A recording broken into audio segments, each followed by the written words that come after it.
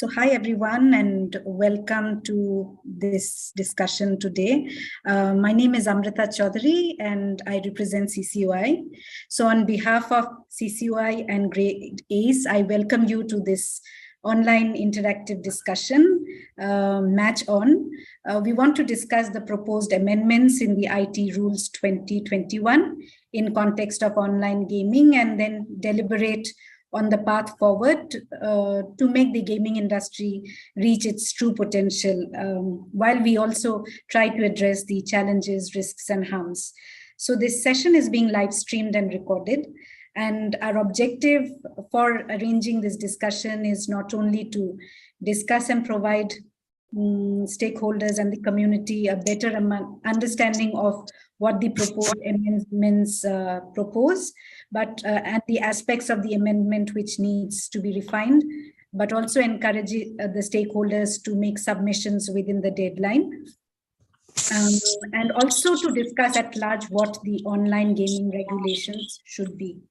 So as an outcome of the discussion, a report would be prepared with the key takeaways and suggestions, which would be circulated to the government and other decision makers and stakeholders with our submission. And today we have an eclectic panel of distinguished speakers who will provide their perspective on this topic. But Rahul from Grade Ace would share more on it. Today Rahul and I both would be co-moderating this discussion, and we have Samriddhi who is actually going to be rapporteuring for this session. And I would request everyone to mute yourself if you're not speaking, as else we have some audio issues. If you have any queries, you can put it on the chat and you can mark it as query. And if you have any comments, you can share it, mention comments and share. We would have an interactive session, so we will, at that point of time, you can raise your hand and we would be asking you to speak, but do mention your name and affiliation. We encourage you to participate and share your views, but do be respectful and courteous to each other, even if your views differ, because we do have differing views and that's how it is. No abusive language or personal attacks would be tolerated. And if you're not speaking, please keep your mic muted. And with this, Rahul, I forward it to you so that you can share more on who the speakers are and what the draft agenda looks like, though Samriddhi has shared it in the chat. Thanks, Amrita. Good evening, everyone. Welcome to this discussion, Match On, where we intend to discuss the aspects of online gaming and how the space has evolved over time. What are the regulatory aspects and what can we look forward towards in terms of putting in place nuanced provisions in regulatory ecosystem so that there is a win-win ecosystem for all the players. So today, the format we have chosen for this is more like a masterclass where we are going to get some overview by Saloni Sehgal from Lumikaya, who will provide her views on the overall gaming landscape ecosystem as it currently stands and where we tend to go from here in next 5-10 years and like what is a growth like. Although like you would have seen the number of gaming players and both the companies overshoot in past few years, and that trend is not just likely to grow exponentially, but it's going to compound very significantly if we have the right ecosystem in place. Then we have asked Rachna, who is a gaming and tech lawyer, to provide the overview of what is the existing regulatory landscape for us in India in terms of what the constitution talks about it, what the central laws are, what the state laws are, what those rules are, what are some of the court judgments, to just provide you with a snapshot on where we stand today, minus the draft rules which have been provisioned. Now we also invited Mr. Rakesh Maheshwari from MeitY to come and talk about the GOI view and his sharing his perspective on why these rules are the way they are and why we see them and what can we look forward in terms of going forward in terms of the regulatory scape at a larger scale So unfortunately, Mr. Maheshwari has expressed his inability to currently join, but has conveyed his wishes, and we hope that like if he's able to join for the last 10 minutes, and then we can ask him to give some remarks. But if not, then I think we can go back with them to them with the recommendations that we have in place post this discussion. And then we move on to Nachiket, who is going to talk about the overall amendments to the IT Intermediate Rules 2021, which have been proposed and which forms the basis of the discussions that we are having now. What we understand is that these rules have been drafted keeping in mind what the existing regulatory ecosystem and challenges were, not trying to grab the bull by its horn, but rather looking at it in a more nuanced way to come up with provisions which can be an additional fit to the ecosystem, so that there is some certainty provided to the operating players in the ecosystem, and then the other nuances, whether it is going to be regulated by state level, what gambling laws come into play, etc. Like those things will continue to play on. But this is like a step moving forward. And then we have an excellent panel of speakers who are going to share their perspective from a variety of views. So we have Mr. Shailendra Vikram Singh, who has been with MHA for long and looked at aspects of cyber tech data from all aspects and has contributed to many committees on the aspects. So gaming is one such area which also has been a significantly focused area for the government as part of the AVGC initiatives. Plus, we also saw an intermediate ministerial task force which deliberated on these aspects and provided some of the recommendations.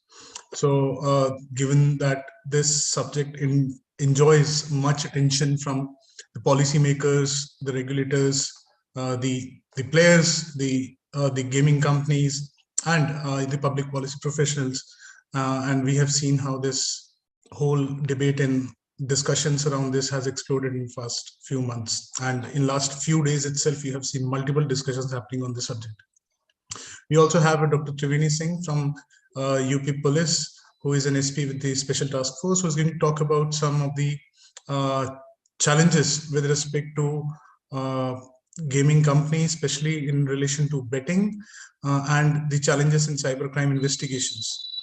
Then we have Shivani, who is going to talk about it from an esports player welfare association, what the challenges for the players are, how can harms be mitigated, and etc. Like the overall concerns from a community movement. And then we have Soumya, who is co-founder of Winzo, who is going to talk about her perspective from a gaming company perspective on how these things are. Plus, we have a stellar line of panelists, the lawyers, who are going to talk about in a more nuanced way what are the issues and challenges with the way the regulatory landscape is currently set up. Is the intermediary regulatory framework the right way to approach this current model?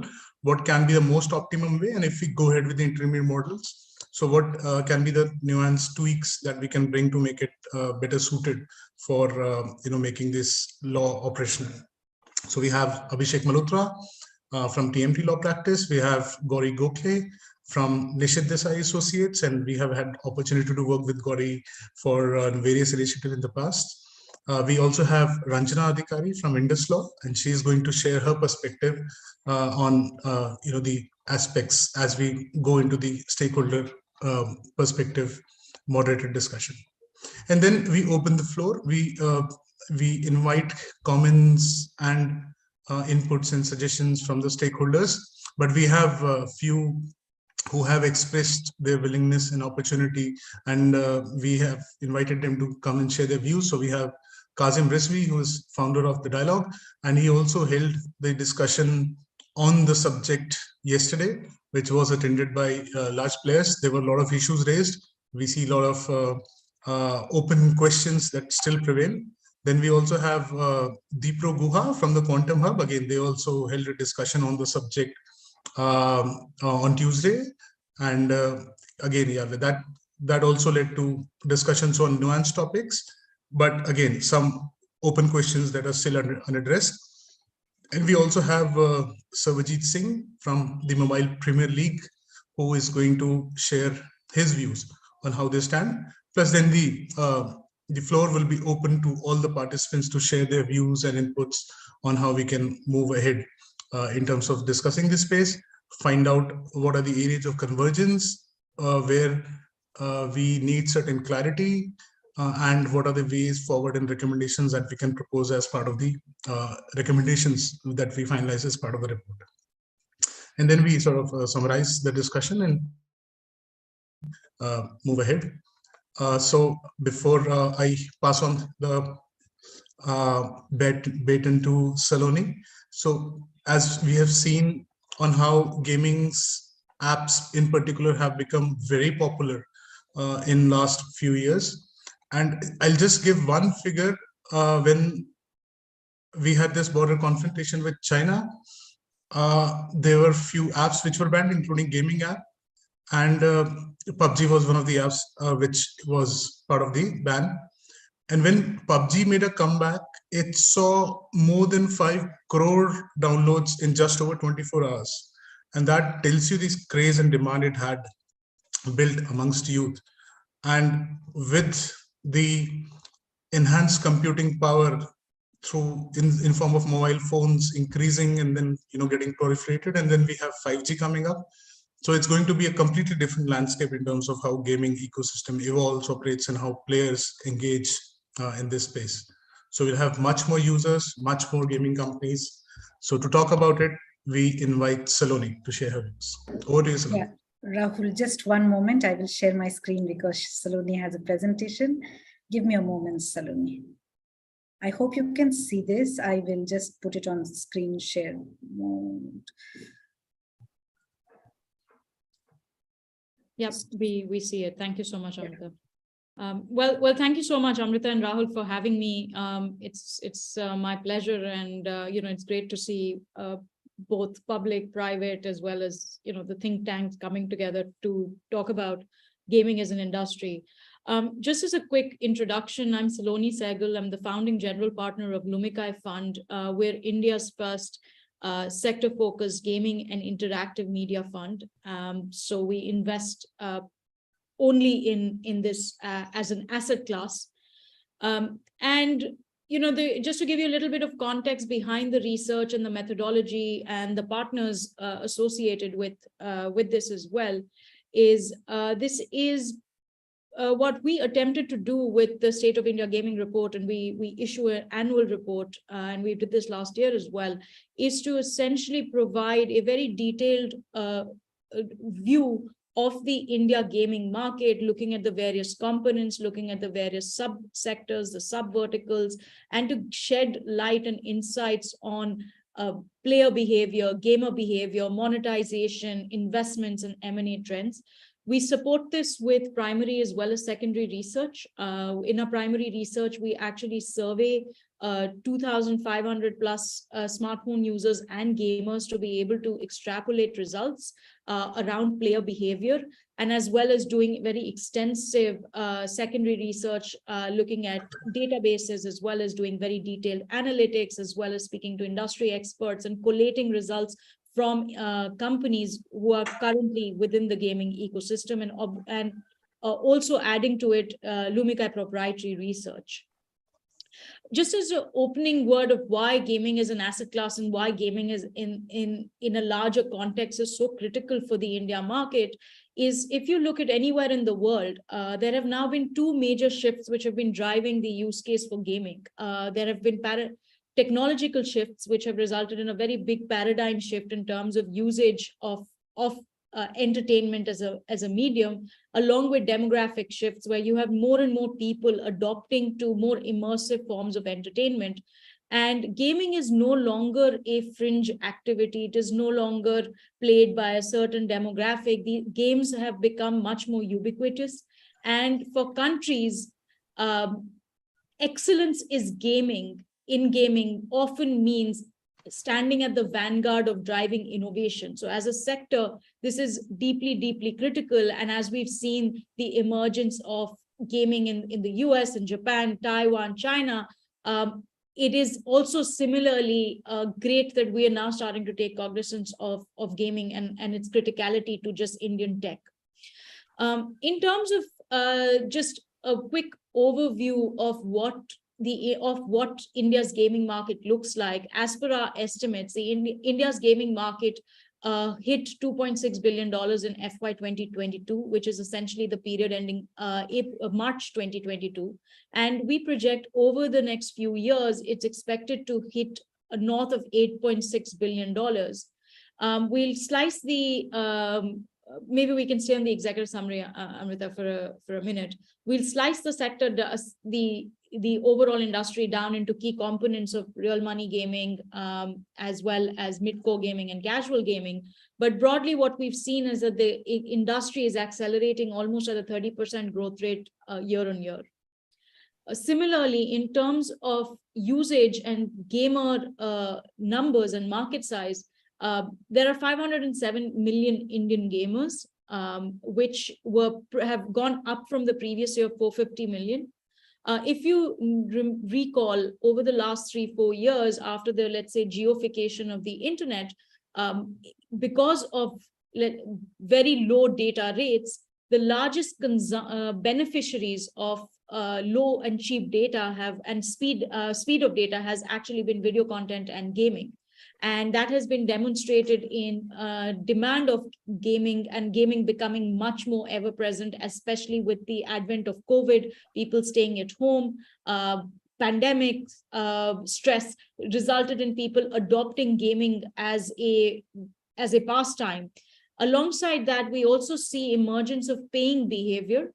There are 120 million paying users in FY22 as per our studies, which also represents a 24% conversion rate. And both revenue, supply of games, and there is a higher willingness and propensity to pay from the Indian consumer and gamer that we see. India also, interestingly, has demonstrated a very, very strong appetite for consuming games, both local as well as global. India accounted for 15 billion gaming downloads in FY22. It had actually the highest share of game downloads, beating countries like US and China. Games played in India had 2 billion cumulative monthly active users in FY 2022, which also demonstrates the depth of the India market. And this is across a consolidation of genres as well. As we mentioned, the market is exhibiting promising monetization trends. This is a little bit different from the narrative that we have potentially heard about the India market, about Indian gamers not monetizing. However, research shows that the average revenue per paying user per gamer has increased to $20 per year, which has grown from 11% from $16 the previous year. And Indians actually demonstrate the fastest new paying users being added on a monthly basis anywhere in the world. We also have some stats around average time spent by Indian gamers. We see anywhere between 9 to 11 hours being spent on gaming across genres. We've also, over the course of the last 2 years, seen a tremendous amount of investor interest in the Indian gaming market. There have been north of $2.8 billion invested in by domestic as well as global investors in Indian games companies. There is a notable stat, which is not on this slide, is also over the course of the last 2 years, as a sector-focused fund, we have now seen over 1,300 plus startups in the gaming and interactive ecosystem. So hence also indicating a very strong supply of talent and entrepreneurial pool. We can quickly move on to the next slide. So this is essentially a slice down and a breakdown of how categories are impacting gaming and what is essentially breakdown of gaming in terms of business model and monetization model. So in terms of category, RMG or real money gaming is the largest component, which constitutes 57% of the Indian games market. However, very, very interestingly, we see casual, hyper-casual, mid-core games actually progressing and growing at a much faster pace. In fact, we foresee that they're growing at a much faster pace than real money games. And obviously, last year we saw the emergence of Battlegrounds Mobile, India, Free Fire. These are much more immersive forms of entertainment, which have gained a lot more popularity amongst the younger generations and younger demographic.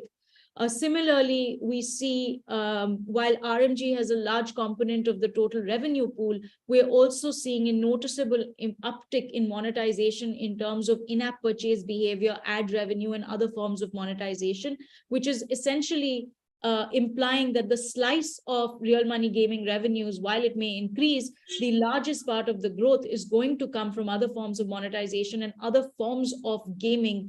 And which is very important to recognize that gaming is far broader and has much more depth and breadth than is previously perceived. Real money gaming is only one aspect of gaming. There are also content, cutting edge technology, platforms, which are also constituting the gaming universe.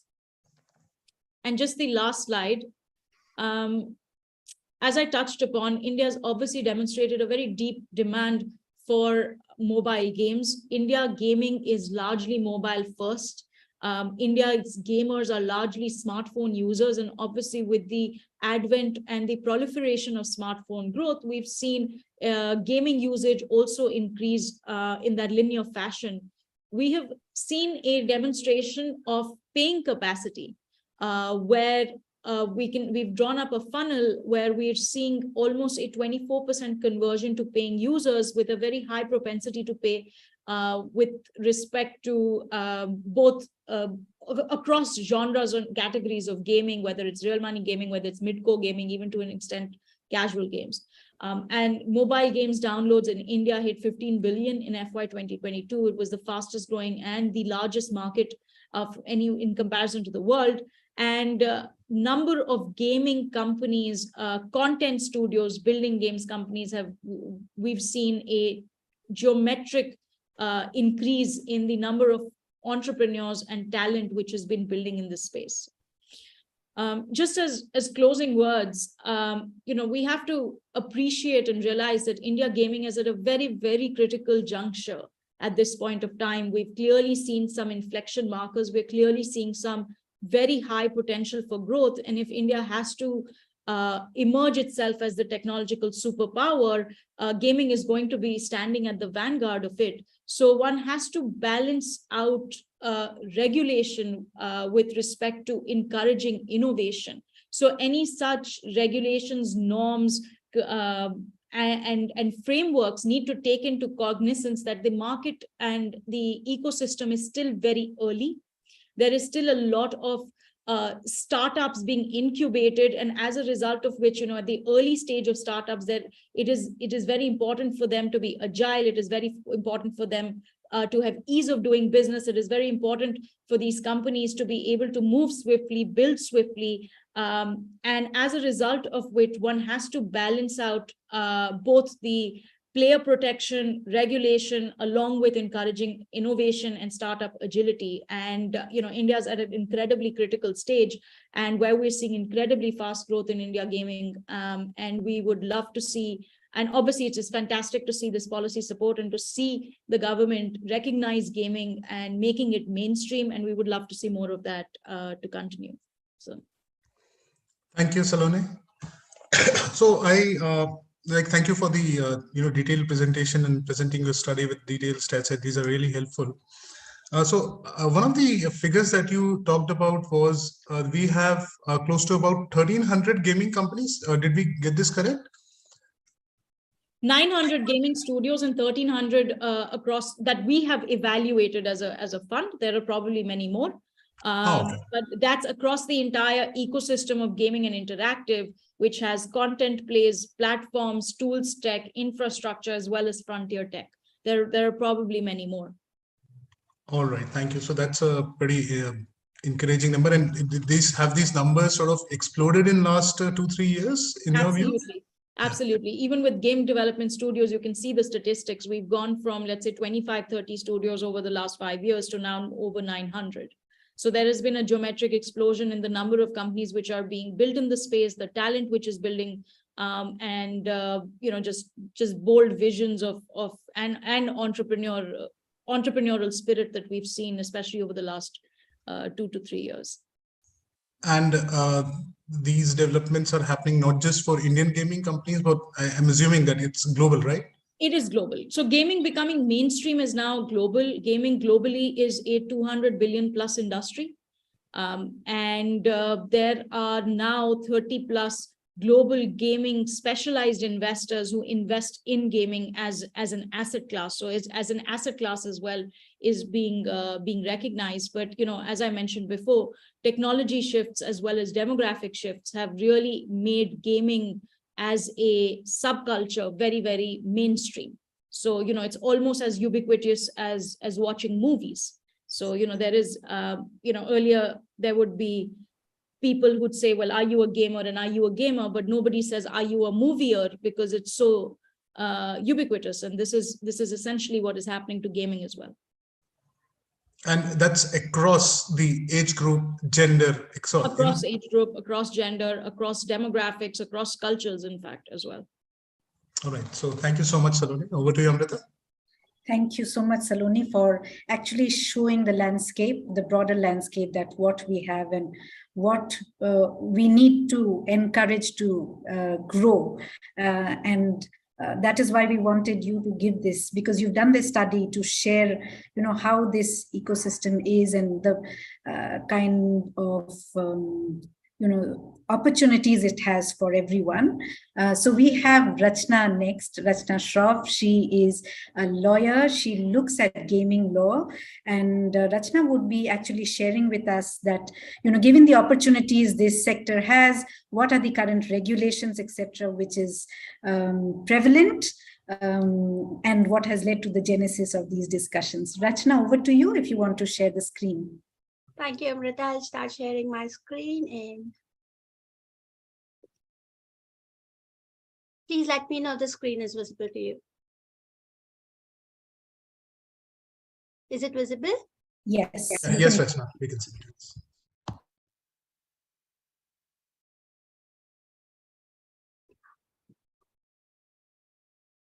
So thank you for having me here, Amrita and Rahul. It's a pleasure to share this platform with all the people from the industry from whom I've directly, indirectly interacted with and learned so much. And it's great to share the platform today with them. So what I speak of, and thank you, Saloni, for giving us those numbers and stats, is that while working as an in-house counsel for the gaming company for 5 years, that is what we thrive on. And that is what has always given us a lot of hope that, yes, we are making the right moves, and this industry is here to stay. So while looking at how did the gaming industry all shaped up, where does it find its base, what is the entire regulatory affair in India in terms of gaming, let's look at it. So these numbers have already been spoken by Saloni. I'll skip this and I will move ahead.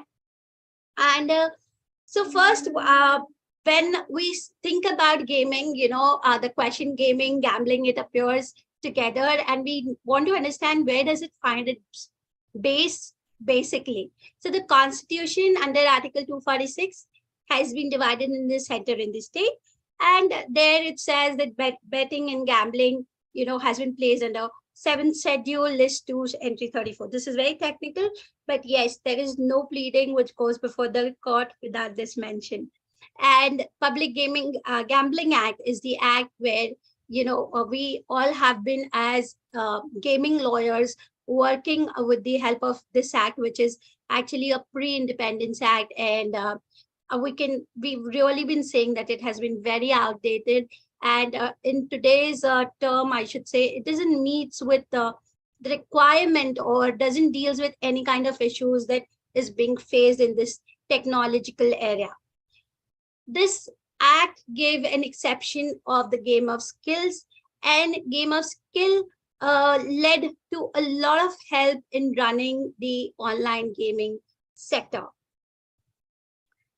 So while the Gaming Act was there were a few judgments which happened in the initial days of gaming, and they formed the basis for the gaming industry to thrive when they were really challenged with a lot of litigations before different courts till the apex. So this one of the most important judgments, which I would say is the R&D Chamar Bagwala, which I think is a Bible to all the gaming lawyers, where what has happened that this particular case stated that, under Article 9(1)(g), it is said that, okay, it is a business activity. If there is found that a game which is being played and if there is some money earned over it, it will be okay. And it will be not termed as, gambling or cheating or anything as such, which is in the negative connotation, if the dominant factor test it passes. And what was the dominant factor test? It was simply based that if there is higher relevance, or while determining that if the game has a higher relevance of skill rather than chance, then it will be termed as a game of skill. And in such games, it would be accorded the sanctity of being a business, and it should be afforded protection under Article 19(1)(g), and the business can run it. So the exercise of judgment, discretion, and reason were also considered as factors to determine a game as a game of skill. And this became, the base for the gaming industry to run games of skill. Moving ahead, there were other two judgments which we will look at. This is state of Andhra Pradesh and Satyanarayana case. So in the industry, it is just spoken as the Satyanarayana case. Here, the court was listening in relation to Rummy, and it said that the game which involves skills is memorizing the fall of the cards, holding them, and discarding them sufficiently qualifies as a game of skill for the purpose of this gaming or gambling. Why did it say so? Basically, it is saying that, do you see that even if there is a stance of chance, but there is also so much of stances of instances of skill, that you're memorizing those cards, you're holding them, and you're discarding them. And on what basis are you doing them? You're using your discretion, you are analyzing, you are strategizing, right? So that's a skill, and it's not a chance. And wherever there is preponderance of skill over chance, it will be termed as a game of skill. And this case also formed the base for the gaming industry. And the last one, if I can say so, has been K.R. Lakshmanan, which was versus the state of Tamil Nadu. It was based on the legality of betting on horse race, which said, this is very interesting paragraph, and I would like to read it, that although all games may necessarily involve some element of chance, a game can be said to be one of skill when the success of a player depends principally upon the superior knowledge, training, attention, adroitness, experience of the player, even if the element of chance necessarily cannot entirely be eliminated from it. Here, the term mere skill was interpreted as an exemption. So do you see the word superior knowledge, training, attention, adroitness, and experience of the player was given far more importance in this paragraph, and it clearly set out that if these are the skills, if these are the qualifications found, then of course it is a game of skill. And this word mere skill was interpreted, which is found in the definition under the Act, that what is mere skill? That mere skill was defined that if there is mere skill over chance, then please note that that particular game is exempted and doesn't fall into the category of gambling. So these three case laws, I say, are the Bible. Any gaming lawyers who are there, they just know the in and out of these laws or these judgments. Oh, yes. So if we look at the current or the existing regulatory framework, certainly in the very recent, we are looking at in this today's discussion, we're going to look at that bill or the draft rules that is speaking about incorporating the online gaming industry.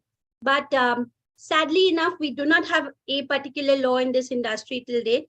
We're still thriving under Public Gambling Act, which is too outdated. We are thriving on IT, data protection, but there's all still to shape up. And the result of this has been that since this has been state adopted act and every state has taken it up on themselves, these last 2-3 years have been very challenging for this industry because it was booming on one side in terms of number, gamers, revenue. On the other side, it faced a lot of challenges in terms of regulations, ordinances, orders, and judgments. And this is where different states who came up with different banning of the online forms of game without even understanding whether they are game of skill or whether they are game of chance. And there has been a lot of litigation around it. And one such mention, which is still struggling, and you can just read about it. It's an ongoing issue where the Tamil Nadu Gaming and Police Law was amended, and they said we're going to ban all form of online gaming. And they had the reason saying that the addiction rate was very high. There was a lot of there was high rate of suicide happening in the that particular state. So they went and they said this is forming because of the reason of this particular gaming that is happening. So they moved to the courts and they said we want a ban. But however, when the opposite side came up to the Madras High Court, it struck down a part of it, and it says that the order, it's not going to ban the entire part of it. There will be a certain part which will be, removed. And then this has been still challenged, and it is pending before the Supreme Court. But yes, the Tamil Nadu government is strong enough on its stand for the reasons of stating that there has been a lot of suicide due to gaming, and we're still waiting for the Supreme Court to come up on this, and let's see what the judgment is like. Similarly, it happened in the case of Kerala, that in February 2021, the government of Kerala amended their act and they banned online rummy, whereas rummy is one of the games where the Supreme Court has given its decision saying that it's a game of skill. And however, this amendment is challenged by various companies, in the Kerala High Court proceeded to quash the amendment. And then, if I'm right, subject to correction, this is also pending before the Supreme Court. So if I could say that this is the, in short, the existing regulatory framework, where of course Telangana, Andhra Pradesh during the times of COVID, they also came up with their banning compositions. And those were also a challenge for this industry. But yes, if you have to look, say, is there any particular law? A particular law, sadly, no. Public Gambling Act doesn't provide much to it in today's technological, digital departments that we are dealing with as a gaming lawyer, as a gaming industry and a sector. But yes, we are very hopeful where, as we have a nodal ministry which has come up, as the draft guidelines are coming up. And then, of course, we also knew about the online bill or regulation, gaming bill, which came up. We still to see the light, but we just hope that we will soon have a particular law which will speak about the online gaming sector. Thank you, Amrita. That's from my side. Thank you, Rachna. There was a question, as in, if you could take it up in the chat also, it's fine. One is, how does the law look at giving actual prizes, say a bike at the end of the game? Just for all the audience, she was speaking about the existing laws. What now we will be actually having Nachiket do is speak about what the government proposes next. So Akshay and Lokesh, do you want Rachna to address these questions, or do you want Rachna and others to address it after we look at what the amendments propose? You can put it in the chat which way you want it to go. Okay, Rachna to answer it. Lokesh has a question that, does it mean that even casinos will be, his question is, with this, should casinos also be legal in India? Oh, that's a separate department, Lokesh, altogether, because what I have seen while working as an in-house counsel with gaming companies, I've learned that these casinos have a different way of being treated by separate kind of governments. So it is not yet legal in India, but yes, with time we do not know if it would be legalized. See, there is always the demand from the industry, from the sector, to legalize it, as there are many added factors to it of bringing a lot of revenue, a lot of tax revenue to the government, employment. Yeah, there are a lot of added factors. But right now is all I can say, that we have to wait and watch, because the legalization is not there. There is onshore and offshore trouble and shuffle that is always, there is a fight going on in that sector. But yes, the casinos are operating. They're operating not on the land, but on the seas. But I would really say in this terms that let's wait and watch and see what happens. Will it be legalized in India ever? Thank you so much, Rachna. We would like you to stay, and in case later you want to comment. Now I bring in Nachiket, who is from Krira Legal. Nachiket, can you give us an overview of what the amendments propose and where the community is supposed to be actually commenting upon? Sure. I'll just share my screen. One second.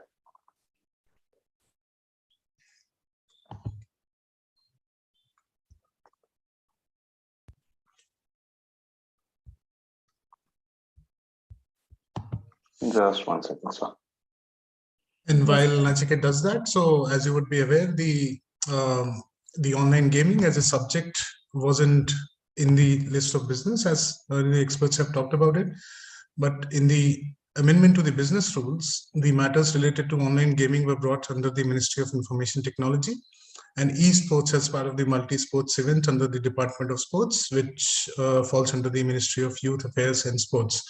So that needed some work in terms of clarification on what would regulate what. And then after this notification was put out, we saw the Ministry of IT and Technology putting out this draft rules, amendment to the Intermediary 2021 rules in context to the online gaming. And to talk about it, we have Nachiket. Thanks, Rahul. Thanks, Amrita. First of all, I would like to thank both of you for having me here. And I would like to thank Rachna and Saloni for giving us insight in relation to the gaming market and the overview of the existing gaming laws. So this is my presentation on the proposed amendments to the IT rules.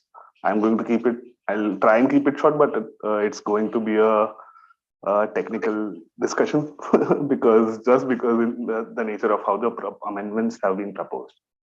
So just to give a brief background, exactly as how Rahul said, initially gaming and gambling was a state subject. It still is technically, but the government of India recently amended the allocation of business rules on 23rd of December and allocated the businesses related to online gaming as to MeitY, so that MeitY can be the nodal ministry to frame policies with regard to the same. And within a week of MeitY becoming the nodal ministry, the draft amendments have been proposed and public comments have been invited till 17th January. And the overall objective of these amendments is to bring online pay-to-play games under the scope of the IT rules and to safeguard users from potential harm. Now, the term potential harm is very interesting because it has not been defined under the IT rules, but we'll look more on that to come. So now the key amendments that have been proposed is that online games have been defined as games offered via the internet and accessible through a computer resource, wherein the user makes a deposit of cash or kind with the expectation of winning. Now there's a secondary explanation to this, which means that the term winnings will be considered to be a prize in cash or kind that will be distributed to the user based on their performance in the online game. So initially, it seems that this is essentially only for games of skill because the winnings is going to be dependent upon the performance of a user in any online game. Then Rule 21QB has been proposed to be inserted, which will define online gaming intermediaries as any intermediary under the IT rules, which provides one or more kinds of online games to users. Furthermore, there are existing obligations that intermediaries are supposed to observe, due diligence, which are also known as the due diligence obligations. And those obligations have been proposed to be extended to online gaming intermediaries, since they have also been defined as a separate intermediary. Then we have Rule 31B, 9 and 10, which have been proposed to be substituted, which include that the rules, privacy policy, the user agreement of online gaming intermediaries should inform the users of such intermediaries that they should not host, display, modify, upload, publish, or share any information that is either in the nature of an online game, which will run foul of any of the existing laws, or information that is in violation of any law for the time being enforced. Then we have Rule 31MA, which is proposed to be inserted, whereby there's a requirement that any online gaming intermediary that is offering online games to its users should get mandatory certifications from a self-regulatory body. Now the composition, we'll come to the composition of the self-regulatory body in due course, but so the certification will apply for each online gaming intermediary as well as for every game that the online gaming intermediary proposes to offer to its users.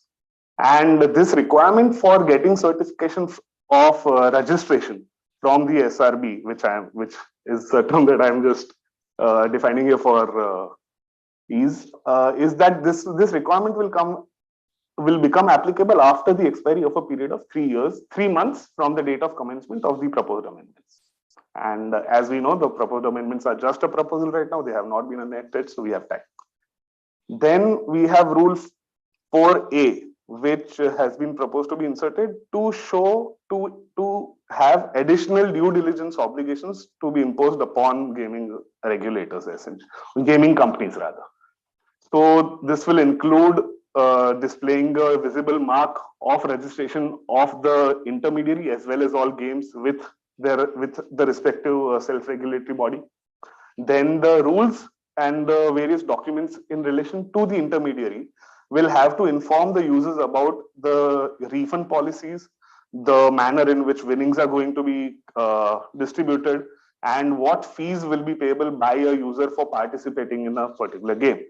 Then the same document should also contain disclaimers about financial loss and the risk of addiction by just mere participation in online games, because we have recently seen an uptick in cases wherein violent crimes have been committed and online games have been blamed for the reason of those crimes being committed. Therefore, these disclaimers are absolutely necessary. Then we also talk about the amendments also talk about the KYC procedure for that has to be followed by the intermediaries for user registration process. And there's also a side note here that this KYC procedure also needs to be similar to the procedure adopted by the RBI because these games are largely going to be real money games. Then we have the documents of the intermediary should also provide for what measures have been taken by the intermediary to ensure that the deposits made by the users are protected and are not subject to fraud.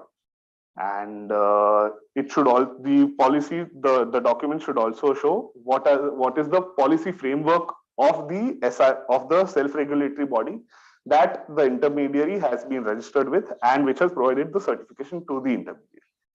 And so the same, and obviously there's also a growing concern that most of these websites have bots or the games are rigged. Therefore, all intermediaries must also prominently display on their mobile website or mobile app or their website the fact that these games do not have any chance of being rigged, and they should have a random number generation certificate and a no bot certificate, both of which should be issued by bodies of repute. So it's not like any random body can go ahead and issue such certificates. Then the intermediary should also provide for identification and verification of the users and their identities at the commencement of a user account creation relationship in relation to any online game. And they should also provide for a system to have voluntary account verification by users through various methods, one of the most common of which is through their mobile phones. Then, and for verified users, there should be a verifiable tick, suppose like a tick, which is available on, say, Twitter right now.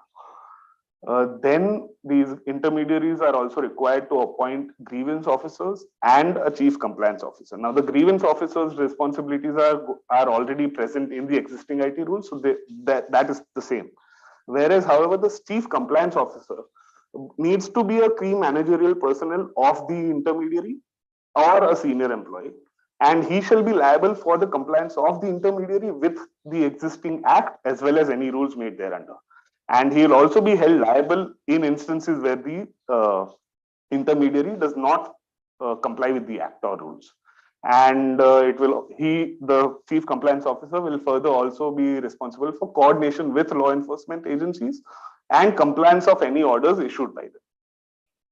Then we have the fact that the online gaming intermediaries must also provide a system for grievance redressal that users can raise with these intermediaries for violations of any sort that have been committed by the intermediaries under the act.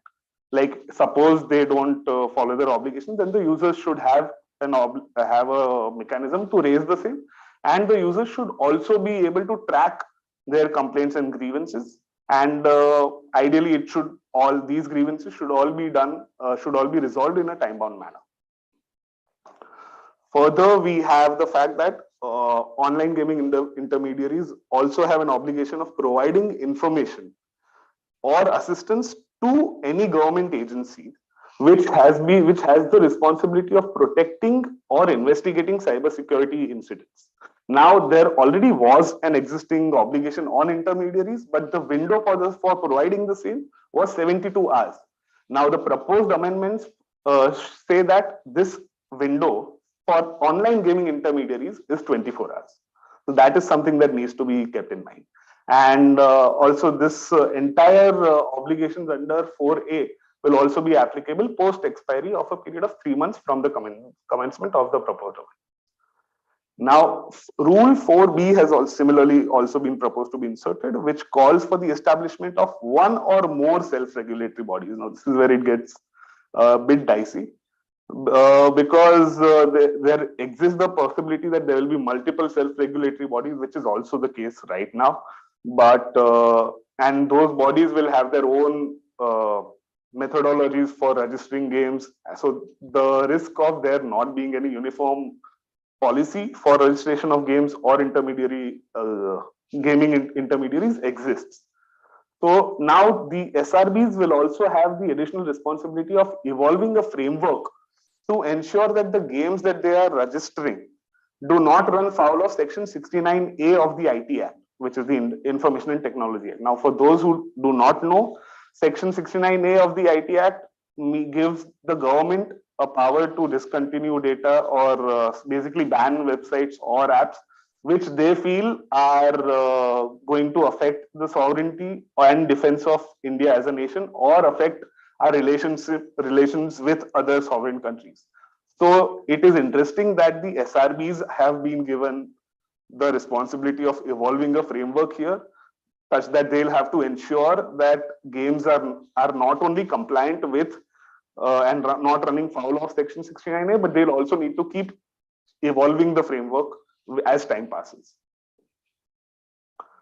Now, 4B also calls for registration of the self-regulating body with MeitY, and these self-regulatory bodies can either be Section 8 companies formed by gaming intermediaries under the Companies Act or a society under the society's registration.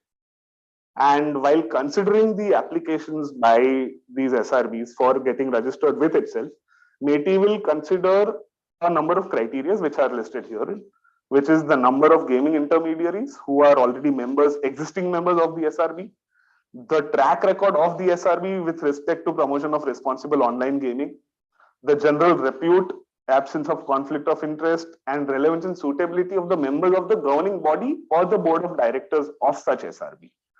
And then the Rule 4B further talks about the composition of the SRB board of directors, which includes eminent people from the gaming industry or sports or entertainment, depending on what is. Then further, they have any individual representing online gamers. They also have an individual. It is all of these are suggestive. This list is absolutely suggestive. However, it is preferred that it should be in this manner. And interestingly, it can be seen here that there will also be an individual nominated by the central government who has practical experience in public policy, public administration, law enforcement, or public finance, who should ideally be a member of the board of director or the governing body of such an SRB that is seeking to be registered with METI. And the SRB, while along with its application, should also provide its articles of association or bylaws to prove the fact that it can function independently and at arm's length from its members, so that it does not get influenced by the members in terms of registering the members themselves or registering the games provided by the members. And obviously, the key component here is that the applicant SRB must have expertise in trying to evolving framework as desired by METI in respect of Section 69A of the IT Act, as well as verifying the fact that the games that they are registering are complying with the same and that the framework should be evolving. And with respect to considering application of any SRB, METI has the right to consult any appropriate government or agencies that it needs to prior to accepting or registering a particular SRB with itself. Now, while granting, just one second. Yeah, while granting membership to online gaming intermediaries, METI will have the following criteria will be considered by SRBs, which is essentially that the intermediary should be adhering with the fact that it is performing all its due diligence and additional due diligence obligations. Further, the fact that the intermediary and all games offered by it are adhering with the criteria particularly mentioned for games, which is in Rule 4B5. And the last thing that SRBs will take care of or will consider while looking at granting memberships to online gaming intermediaries is the track record of the intermediary in offering online games responsibly while not being in violation of Section 69A. Now, coming to the criteria for the games that need to be registered by the SRBs, the games should not be violative of Section 69A of the IT Act, obviously.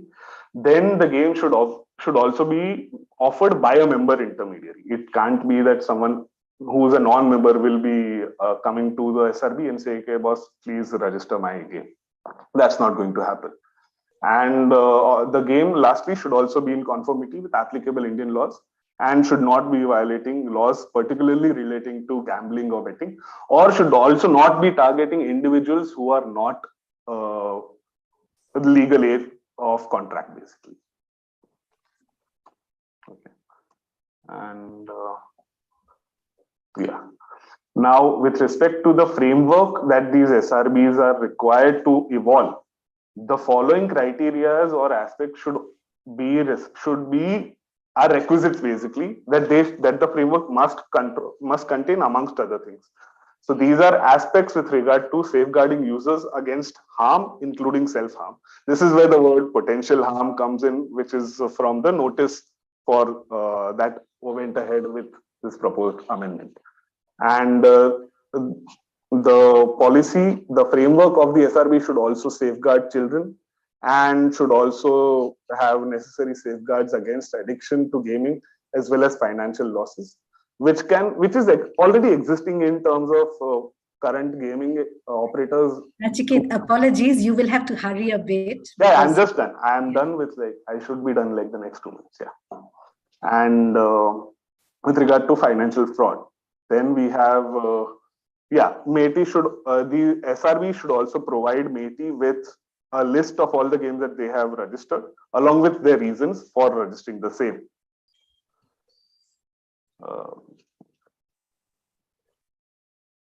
And furthermore, this is the last slide. So METI should, if METI is of the view that a particular SRB is not complying with the IT rules, then METI can write to them in writing and direct them to be compliant, or if it feels, it can revoke the registration of the SRB.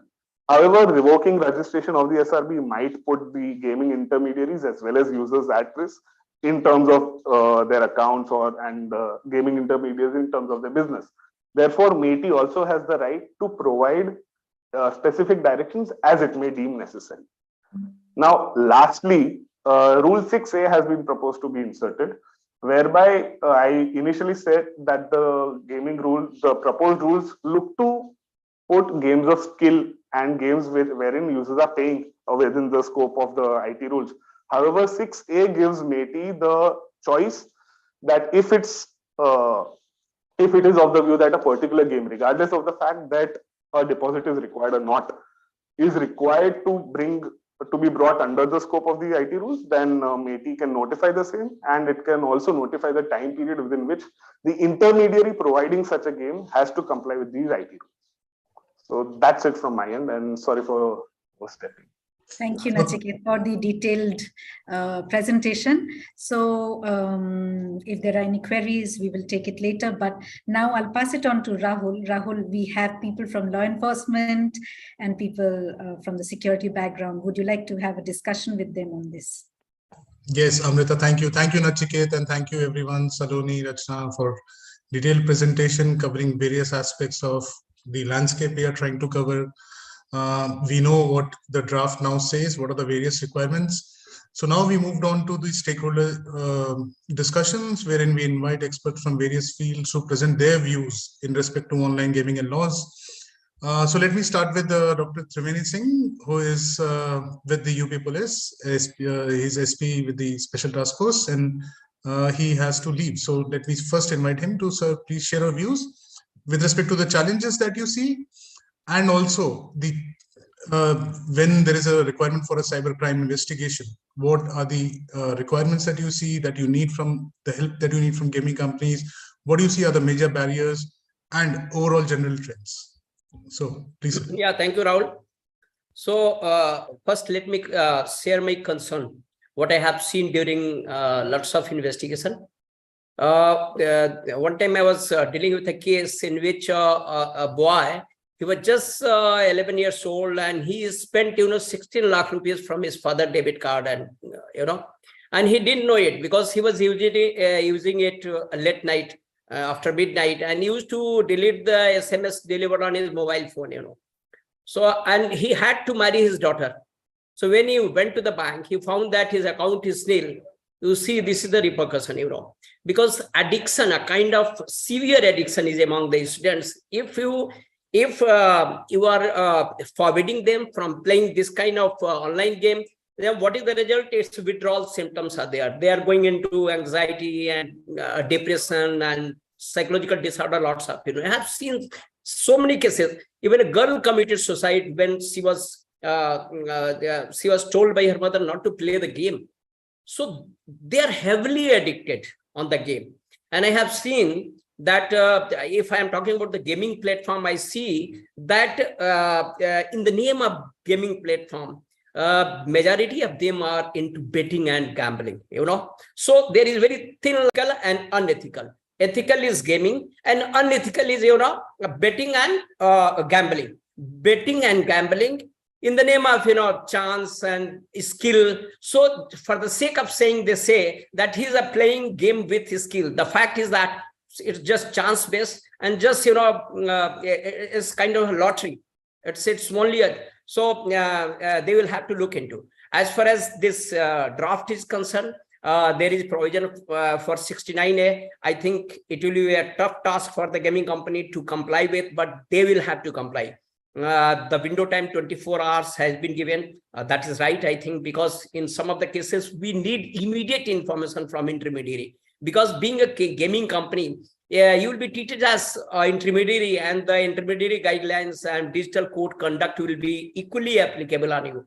So as far as affordability of infrastructure to allow a law enforcement agency and police to intercept the call, to get the data in real time for appointment of grievance officer and chief compliance officer, it will be definitely a difficult task for them. But my concern is there should be clear-cut division between gaming, betting, and gambling. So it should be clearly drafted. What will be the skill-based gaming and what will be chance-based gaming? That should be exact. It should be, explained in detail. Number one. Number two, when we are talking about KYC, then KYC should be complete. Without complete KYC, along with debit card, debit card and credit card details, because somebody may use the credential of some other to purchase some cloths or some special weapons for purchasing, this contest just to win the contest. Just to prove, there are lots of rewards and competition held everywhere, and they are spending lots of money. So there should be, number one, strict KYC norm. Number two, if banking credential or payment credentials are there, then whose credential are these?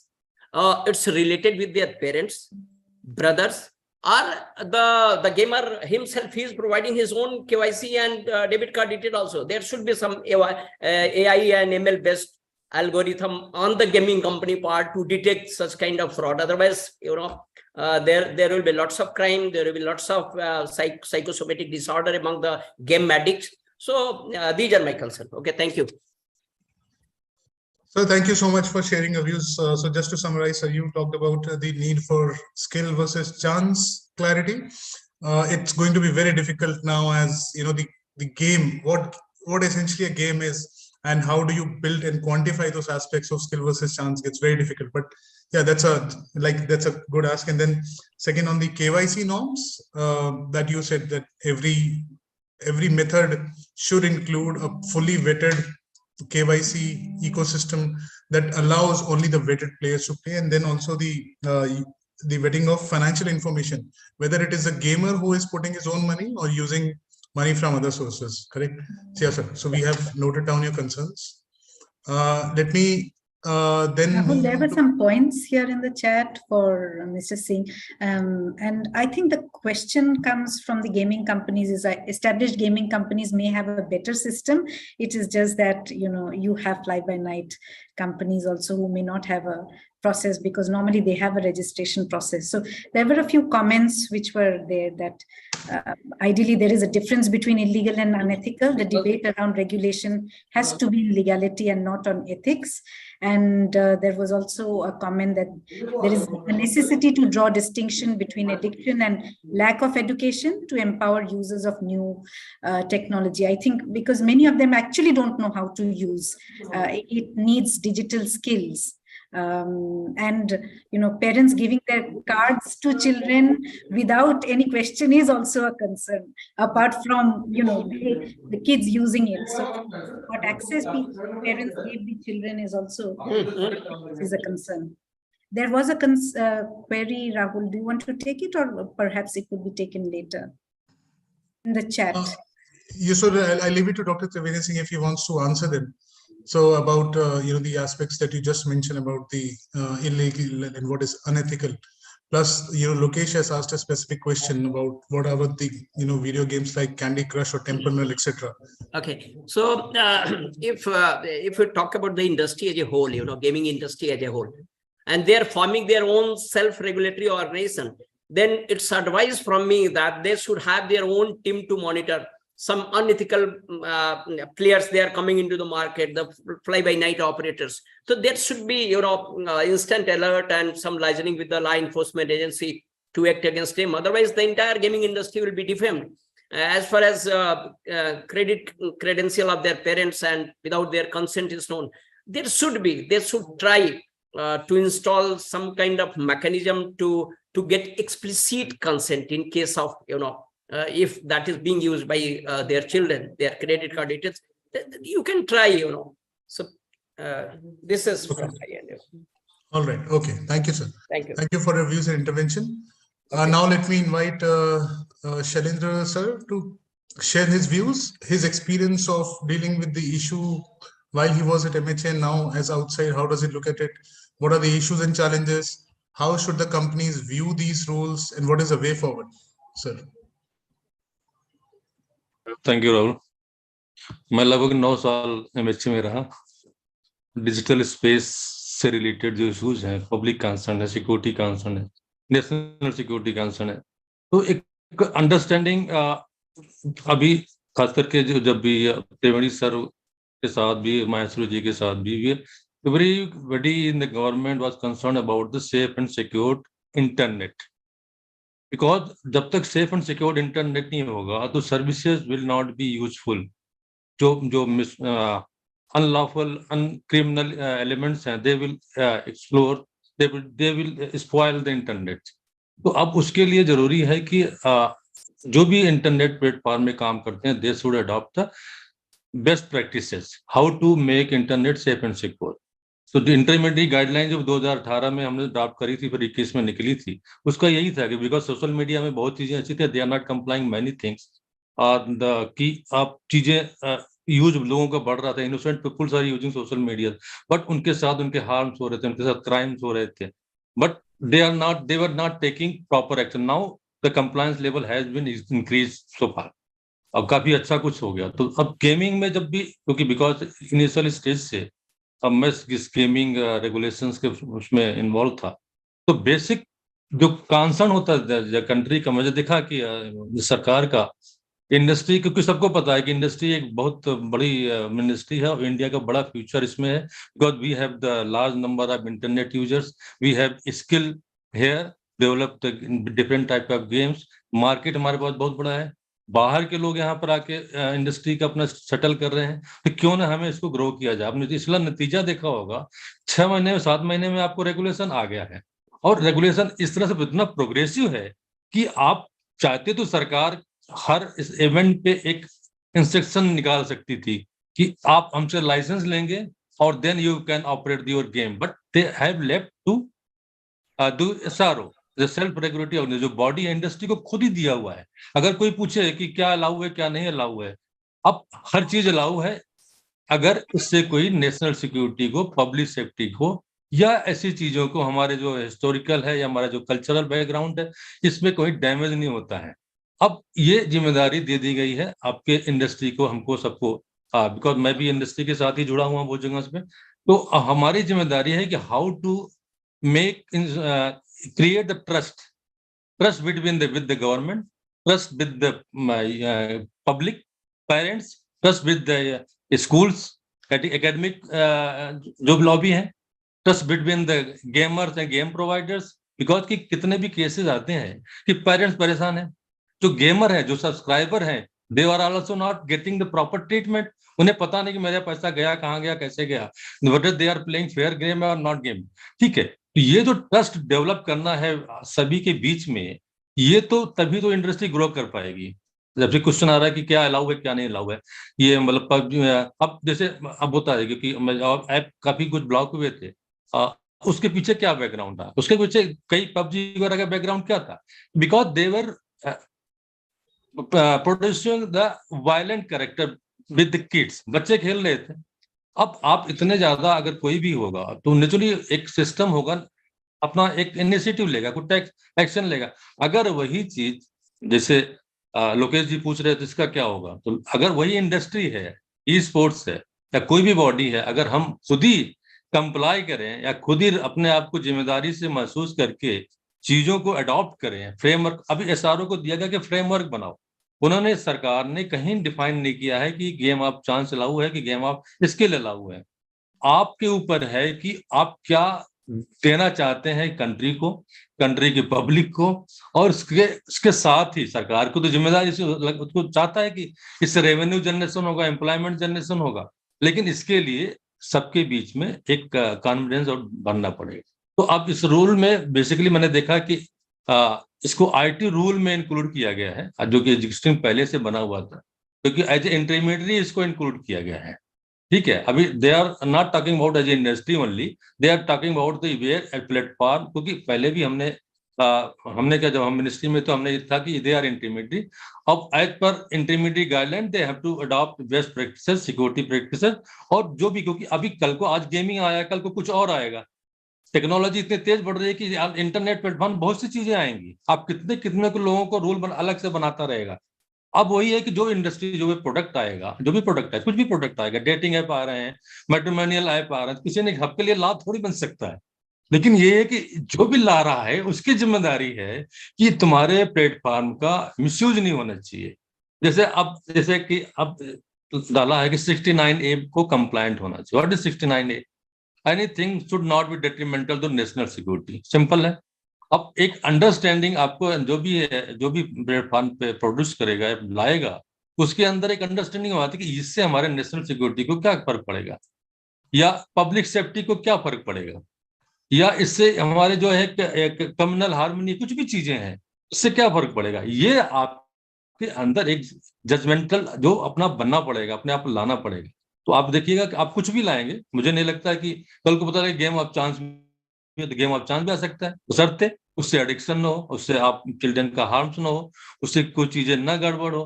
तो हमारे अंदर अब जो rule में इतने चीजें उन्होंने डाल रखी है, सब गाइडलाइंस है बेसिकली, और कुछ गाइडलाइंस जो पहले भी आईटी रूल में है वो भी हमें फॉलो करनी पड़ेगी। लाइक अब सरकार का कंसर्न क्या होता है, कंटेंट। 3 चीजें हैं जो मैंने बताता हूँ सबको, कि 3 कंसर्न होता है। एक तो कंटेंट होता है, आप क्या परोस रहे हैं। Content should be the lawful, should not be harmful, और उसके पीछे जो भी आप चीजें ला रहे हो देर ट्रांसपेरेंट होना चाहिए। इसीलिए उन्होंने डाला हुआ है कि आप केवाईसी अच्छी सी, सो दैट कि मनी लॉन्ड्रिंग केसेस ना हो, चीटिंग क्वेश्चन हो, क्राइम ना हो। अगर कल को कुछ हो जाए तो इन्वेस्टिगेशन के लिए चीजें आपका अवेलेबल हो, और प्लेयर्स के लिए भी ट्रांसपेरेंट फाइनेंशियल ट्रांजेक्शन होना चाहिए, सब कुछ होना चाहिए। आपका जो प्रोडक्ट है, क्योंकि अभी आ गया डिस्प्यूट भी आ गया whether gaming platform are the publisher or intermediary. क्योंकि इंटरमीडियरी में क्या होता है कि जनरली है कि intermediary is the providing the platform, तब उनके कंटेंट होते बाहर के होते हैं, दे आर नॉट लाइबल। 79 में जो एग्जाम्पशन मिला हुआ है इसके लिए हुआ है, बट दे आर प्रोड्यूसिंग, जैसे क्यूरेटेड कंटेंट का है नेटफ्लिक्स वगैरह, they are making their own content, उनको जब पब्लिशर डील किया गया। ये कन्फ्लिक्ट अभी आएगा, लेकिन शुरुआत है अभी रेगुलेशन की, हो सकता है क्लैरिटी आएगी क्योंकि एबीजीसी में आएगा। अभी तो एक बेसिकली आरएमजी को कवर करता है, but they are not covering the जो मेन फोकस है एबीजीसी का, आपके वीडियो गेम्स का है, जहां पे लोग खेलेंगे, वहां पर कंटेंट आएगा, वहां पे कैरेक्टर्स आएंगे, वहां पे कैसी चीजें स्टोरी जो आएगी जहां पे आपके मॉनिटर करने की जरूरत पड़ेगी, वहां पब्लिशर की तरह होगा। ये फिर आपके ग्रो है, अभी एक खत्म नहीं हुआ है, ये जैसे जैसे अडॉप्ट करते जाएंगे, अगर इंडस्ट्री अपने साथ उसको ट्रस्ट को डेवलप करती जाएगी, तो सरकार के मेरे ख्याल से जो भी सपोर्टर भी रहेगा, साथ में इंडस्ट्री ग्रो भी करेगी।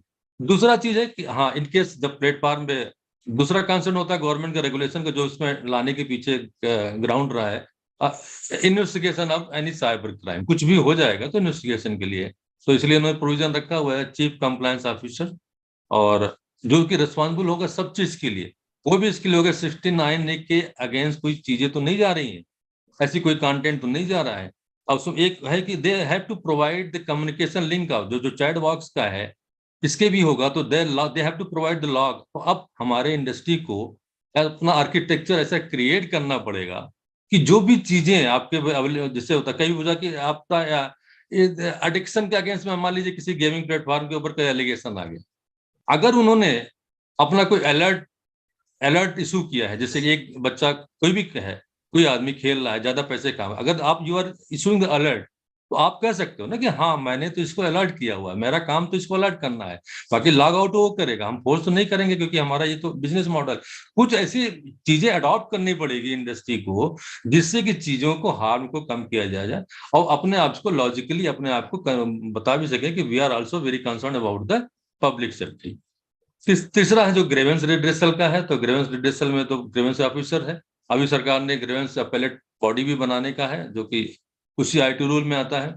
तो होपफुली जहां तक सरकार ने एक इंस्ट्रक्शन, एक गाइडलाइन दिया है, लेकिन इसमें जिम्मेदारी एसआरओ की ज्यादा है, because SRO on behalf of government काम करेगा इसको मॉनिटर करने का। They should have the capacity to monitor. खाली यही नहीं कि जो रजिस्टर्ड मॉनिटर है, अगर वो एसआरओ अनरजिस्टर्ड जो गेमिंग एप्लीकेशंस हैं या प्लेटफॉर्म्स हैं, जैसे आप ऑफशोर गैम्बलिंग की बात करते हैं, तो आपके पास, हमारे पास, जो एसआरओ के पास ऐसा अपनी होनी चाहिए, कैपेसिटी होनी चाहिए। They should identify to support the government के साथ मिलके काम करना होगा कि देखिए हमने आइडेंटिफाई किया हुआ है और ये चीजें हैं, ये not registered, they should be block. क्योंकि 69 में मैंने जब बात मैसरू जी से भी हो रही थी कि आपने 69A कर दिया, लेकिन which are not following this rules, उसमें तो ब्लॉकिंग के लिए, क्योंकि जब तक कोई नोटिस नहीं देगा, 69A में प्रोविजन है कि if any agency found that any any material is unlawful, not unlawful against the national security, then they request for that. If they not notice, तो फिर क्या होगा? तो ऐसे में SRO को अपना एक रोल अदा करना होगा कि जो अपने साइबर स्पेस में ऐसे जो हार्मफुल जो अब एप्स होंगे या प्लेटफॉर्म्स होंगे और आइडेंटिफाई करने पड़ेगा, खुद के भी जो मेंबर्स होंगे उनको करना भी पड़ेगा। तो मेरे कहने का पूरा मतलब ये था कि by this way we can create a atmosphere, एक ट्रस्टेड एटमॉस्फेयर, जिसमें कभी कोई किसी को न लगेगा कि हाँ ये गलत कर रहे हैं, सभी होगा हाँ ये एंटरटेनमेंट भी है, स्किल भी दे रहे हैं और रेवेन्यू भी जनरेट हो रहा है, एम्प्लॉयमेंट भी जनरेट हो रहा है, लोगों को कई सी चीजें पॉजिटिव चीजें हैं, लोगों के अंदर जो है एक क्या बोलते हैं कि कई गेम जो है आपके अंदर की जो कैपेबिलिटी भी डेवलप करती है, रिफ्लेक्शन डेवलप करती है। अब इस तरह से जब आपका डेवलप हो जाएगा तो मुझे लगता है कि इंडस्ट्री ग्रोथ की मतलब 2 पॉइंट है जो मैं सजेस्ट करना चाहूंगा, मतलब कि थोड़ा हमें पुश करना चाहिए।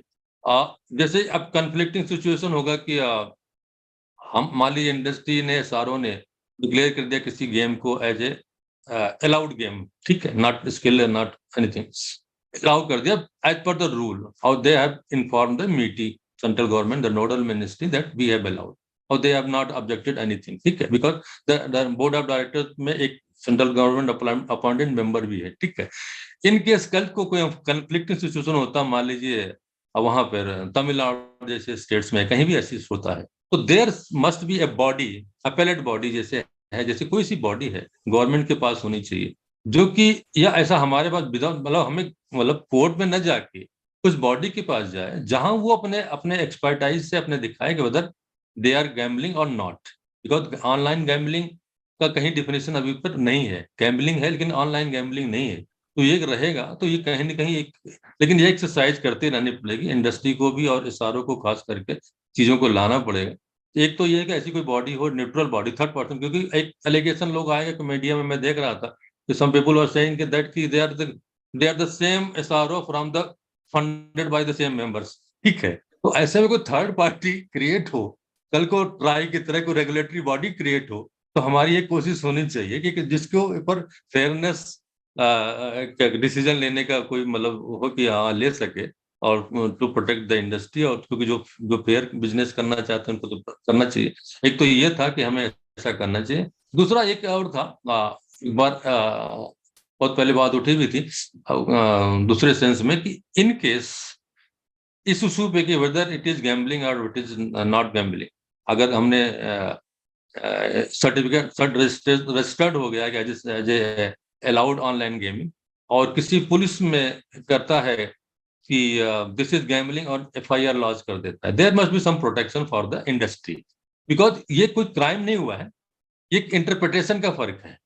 तो हमें सरकार को कहीं अप्रोच करना चाहिए कि in case of such situation with no action should be taken without concurrence of the SRO या जो भी बॉडी है, nodal ministry, because nodal ministry should have the responsibility in such cases कि जहां पर कोई ऐसी क्रिमिनल, अदरवाइज आपका CCO भाग जाएगा उठा के उसको कोई, क्योंकि चीफ कंप्लायंस अफसर उसकी जिम्मेदार बैठा देंगे। तो एक 2-3 चीजें हैं जो कि किया जा सकता है, और बाकी मुझे लगता है कि आ गया नए समय में एक बिग इंडस्ट्री और जो हमारे सरकार का विजन है तो फुलफिल करेंगे। Thank you. No, sir, thank you. Sir, before you go and I ask other speakers to join in, so can you briefly discuss about the government thinking on whether a separate law was required for online gaming as a space to start with, or a separate regulator to begin with, or they thought that the intermediary rules are the best way? Yeah. This is the interim provision. As per my understanding, this is the interim provision because government in the consideration of bringing a separate law. यही question था ना कि this is interim major, ये interim major है एक, क्योंकि आपने सुना होगा कि एक इंटरिम मेजर है, एक तो था परमानेंट मेजर के लिए, क्योंकि AVGC का प्रोडक्ट है पूरा कि गेमिंग प्लेटफॉर्म एक बहुत बड़ा प्लेटफॉर्म बनेगा, तो उसके लिए एक अलग लॉ का है, और मुझे लगता है कि काम शुरू हो जाएगा जल्दी। Okay, so like the industry can look forward to a separate law dedicated to either gaming or larger AVGC sector in coming times. Opportunity for industry to create the draft of the environment. Okay. अगर आप follow करोगे, comply करोगे, तो हो सकता है कि जो भी लॉ बनेगा वेरी मतलब हमारे पास वो supportive law. Okay. All right. Right. Thank you, sir. Thank you for sharing the views. We heard the law enforcement, but now we would like to hear, the thrust is on consumers, users, etc. So we have Shivani Jha, who represents the Esports Players Welfare Association. Shivani, if you're there, would you like to share your views on what exactly is it that users are actually looking at? What is it they need online?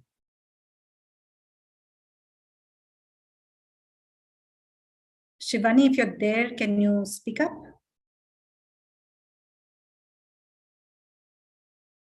Okay, Rahul, just in case Shivani is not there, would you like to, let's hear from the industry what they feel. Would you take the industry discussion ahead? All right. So let me bring in Soumya. Soumya is here, right? Soumya is with us. Yes, yes. Yes, Soumya. Hi. Thank you for joining us. Please, you have been hearing the discussions.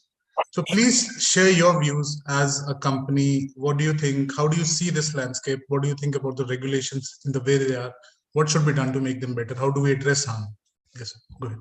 So thank you first of all for kind of creating this opportunity, and happy New Year to everybody who is currently present on this forum. I think at a 10,000 feet level, of course, it's a positive move, which at least gives us a fundamental recognition to the industry. Clearly, calls out again the distinction which already exists between online game of skill and an online game of chance. This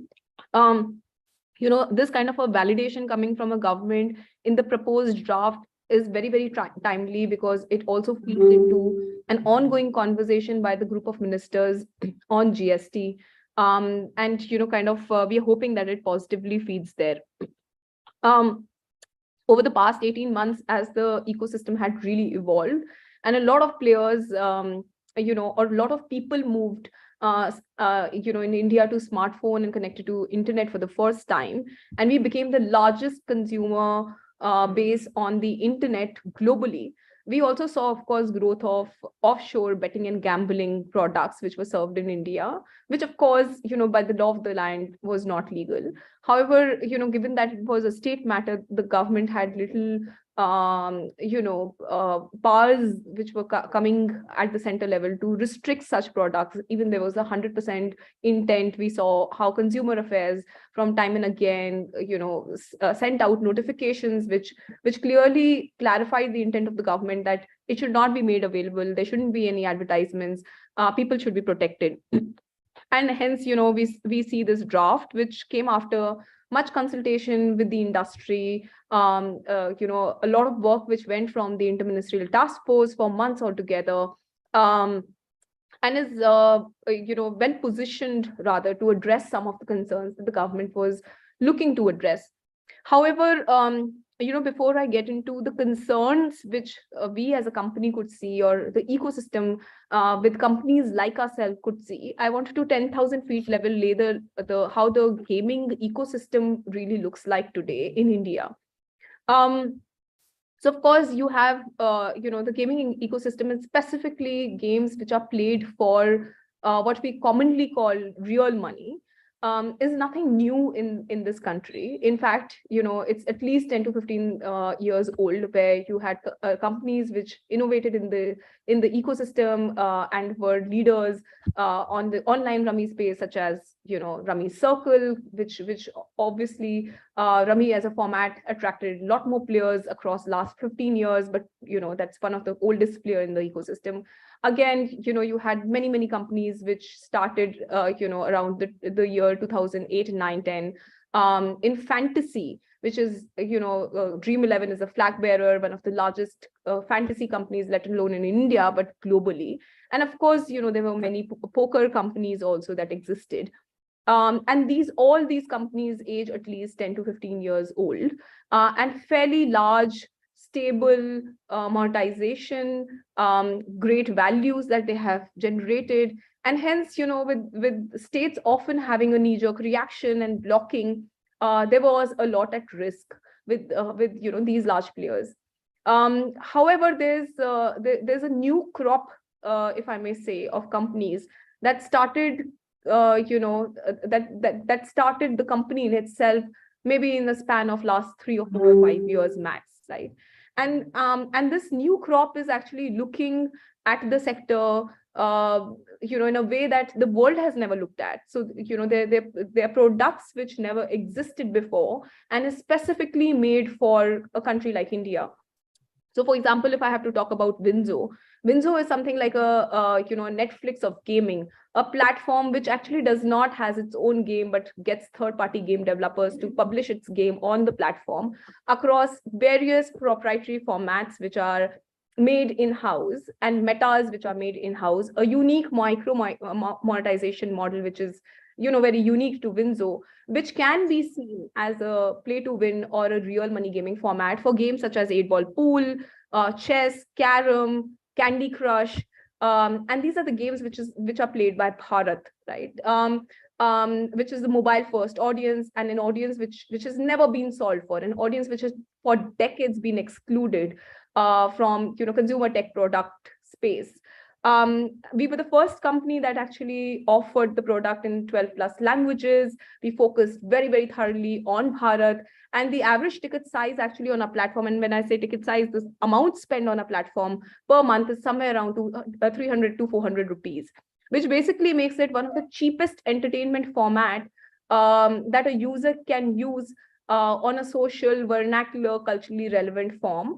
And at the same time, large studios that could not sustain in India because the monetization model didn't work, now has an alternative distribution outside Google, Facebook, and the big tech giants in a way of Winzo, which has 100 million plus registered users today.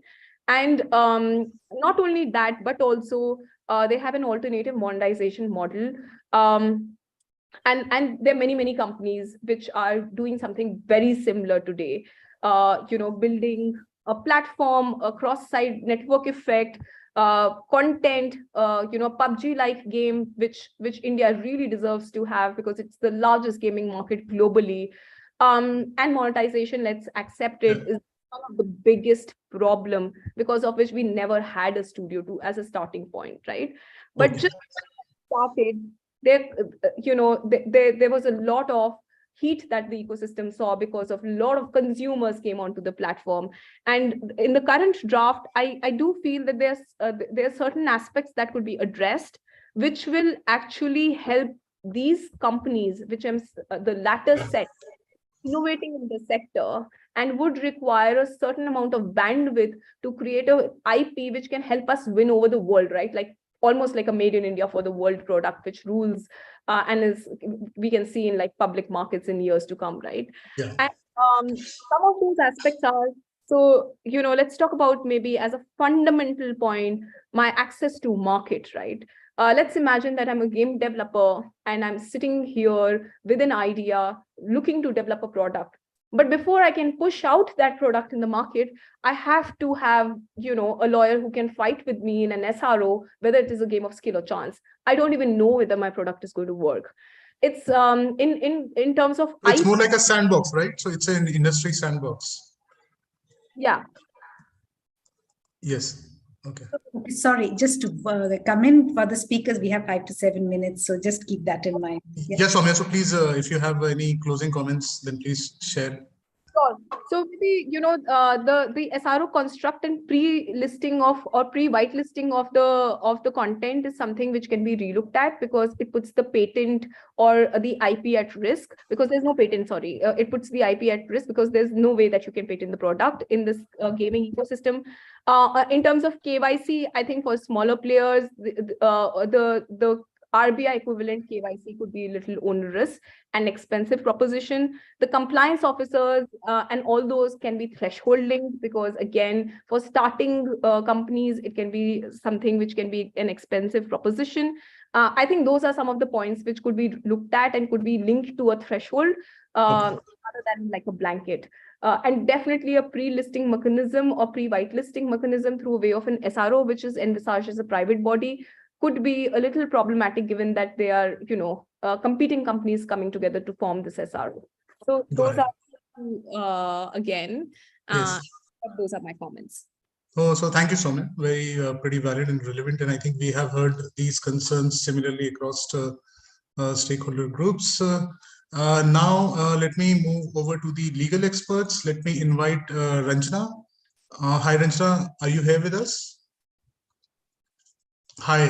Hi, Ranjana. Hi there. Yes. Hi. So let me ask you by, please provide us your view, your perspective on what exactly is gaming? How do you define gaming? How does a law define online gaming? And what are the challenges that you see in terms of, building this legal ecosystem the way the government is envisaging? So, Sure. I'm going to just recast that a little bit, Rahul, in the interest of time and the fact that there are equally well-read colleagues of mine from the fraternity, and I'm sure they'll have a lot of points to take up as well. Amrita, I'll honor your 5-minute window as well. I think we should start by firstly just commending the speed and purpose with which the government has acted positively in this sense, right? I mean, we could all be naysayers or yay-sayers, but I think we should need to appreciate the fact that they're looking at giving a certain degree of legitimacy for this industry, which could be a great contributor to the economy as a whole. Now, keeping that in mind, and I think Sharendraji very well said that, let's not forget the fact that what we have before us is probably an interim solution to a very imminent problem. And the long-term solution probably lies in the Digital India Act. So keeping that in mind and weighing in on that one, I think your first question with respect to online gaming and the definition itself, I think let's look at what does it lack as on today in terms of the definition. And there could be so many interpretations to it. I think the reliance on the word deposit is fairly heavy. It's been defined in a manner to include references to cash or kind, which sort of creates a bit of an anomaly in the law. And whenever you look at the word gaming in the Indian context and institutes in pari materia, usually the references are vis-a-vis money or money's worth. Honestly, I think we all would agree that laws need to be nimble to sort of evolve and kind of include all kind of business models, right? But the way the definition is given today, I do believe that a lot of us believe that maybe certain kind of non-real money games could also get included.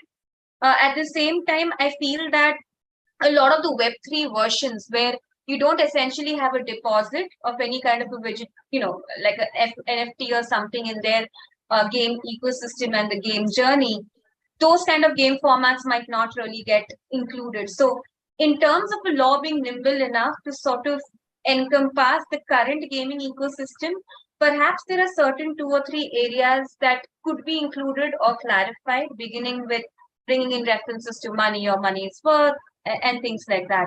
Some of it could also perhaps be achieved by, sort of not just trying to evolve what the definition is, but perhaps also give certain guidance in the form of FAQs in terms of trying to say what is included, not included, so that the industry understands what was the intent. Speaking of an FAQ, I think, given just the number of things that this law sort of encompasses, including things like timelines, different thresholds to be met, one thing that the government can definitely look at equally is to provide a guidance by way of issuing FAQs.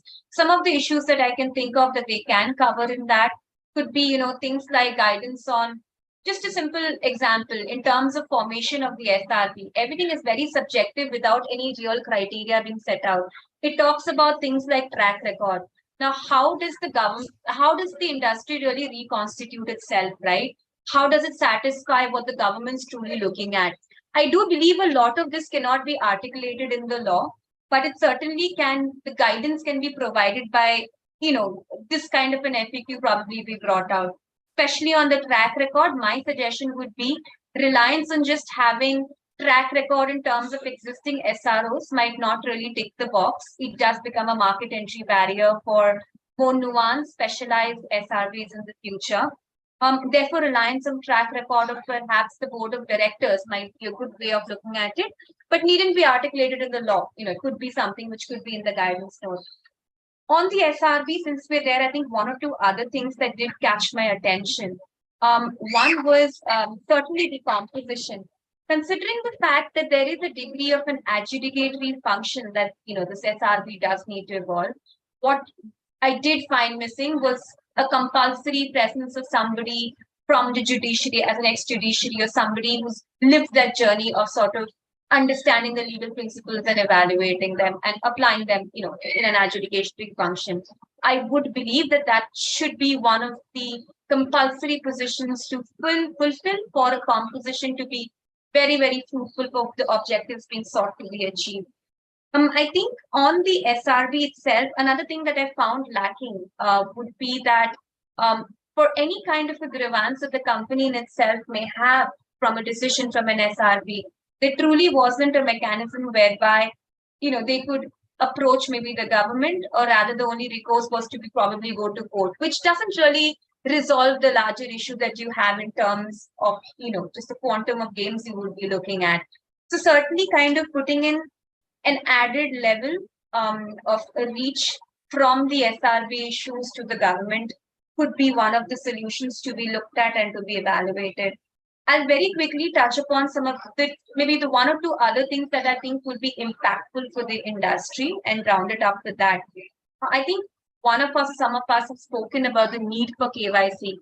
I don't think that anyone disagrees that there needs to be a certain level of KYC to be there in the ecosystem, but sort of equating that at the same degree and level of what would be implemented for a financial regulated entity, including things like a video KYC and things like that, could be extremely onerous. Think about it this way. This gaming industry is predominantly a startup ecosystem, and you would create this to be a market entry barrier for a lot of the startups out there, especially. I'm not even talking about the mature startups who probably have, kind of reached a certain degree of scale. But those startups, especially who are still trying to, navigate their journey in terms of customer acquisition.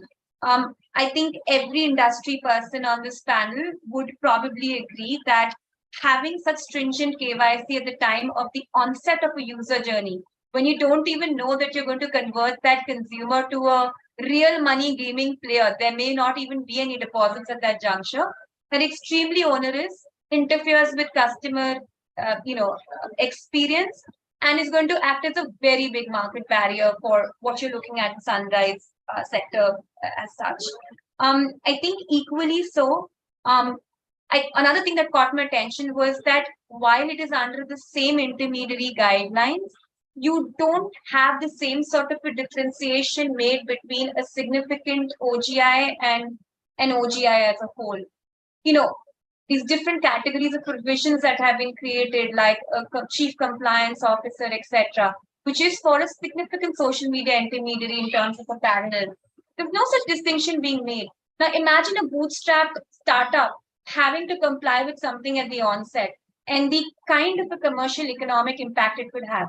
The question is, what is the mischief that you're trying to address? Is it really a commensurate measure? Or should you revisit this to see that there's some sort of a distinction to be made? I'm going to pause here because I'm fairly conscious of the time that Amrita has given, and I'm equally confident that my other legal colleagues on the panel are going to take up a lot of the other points. Thank you, Rahul, for giving me this opportunity of expressing my views. So thank you, Ranjana. And as you mentioned about, Maitri also commented, we also need to look at a more graded approach for compliance for companies based on their size, the number of users, and they cannot be rules and regulations which become an entry barrier for the startups, for customer acquisition, for user acquisition to bring them on board. And with that, let me move on to the other legal experts. Let me bring in Abhishek next. So Abhishek, you have heard the discussion so far. You have heard the legal points and the points being raised by the users in the chat, and also otherwise the questions that were sent.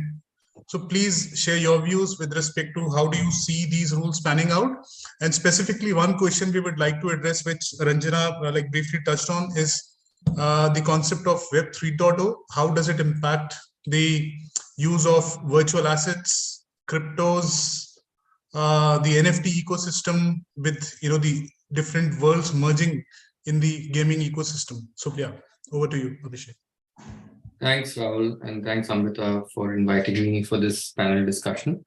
I know that a lot of thoughts and ideas have been exchanged on this panel, and it gives a lot of food for thought, perhaps to be presented to the policymakers to maybe have a relook at the proposed rules.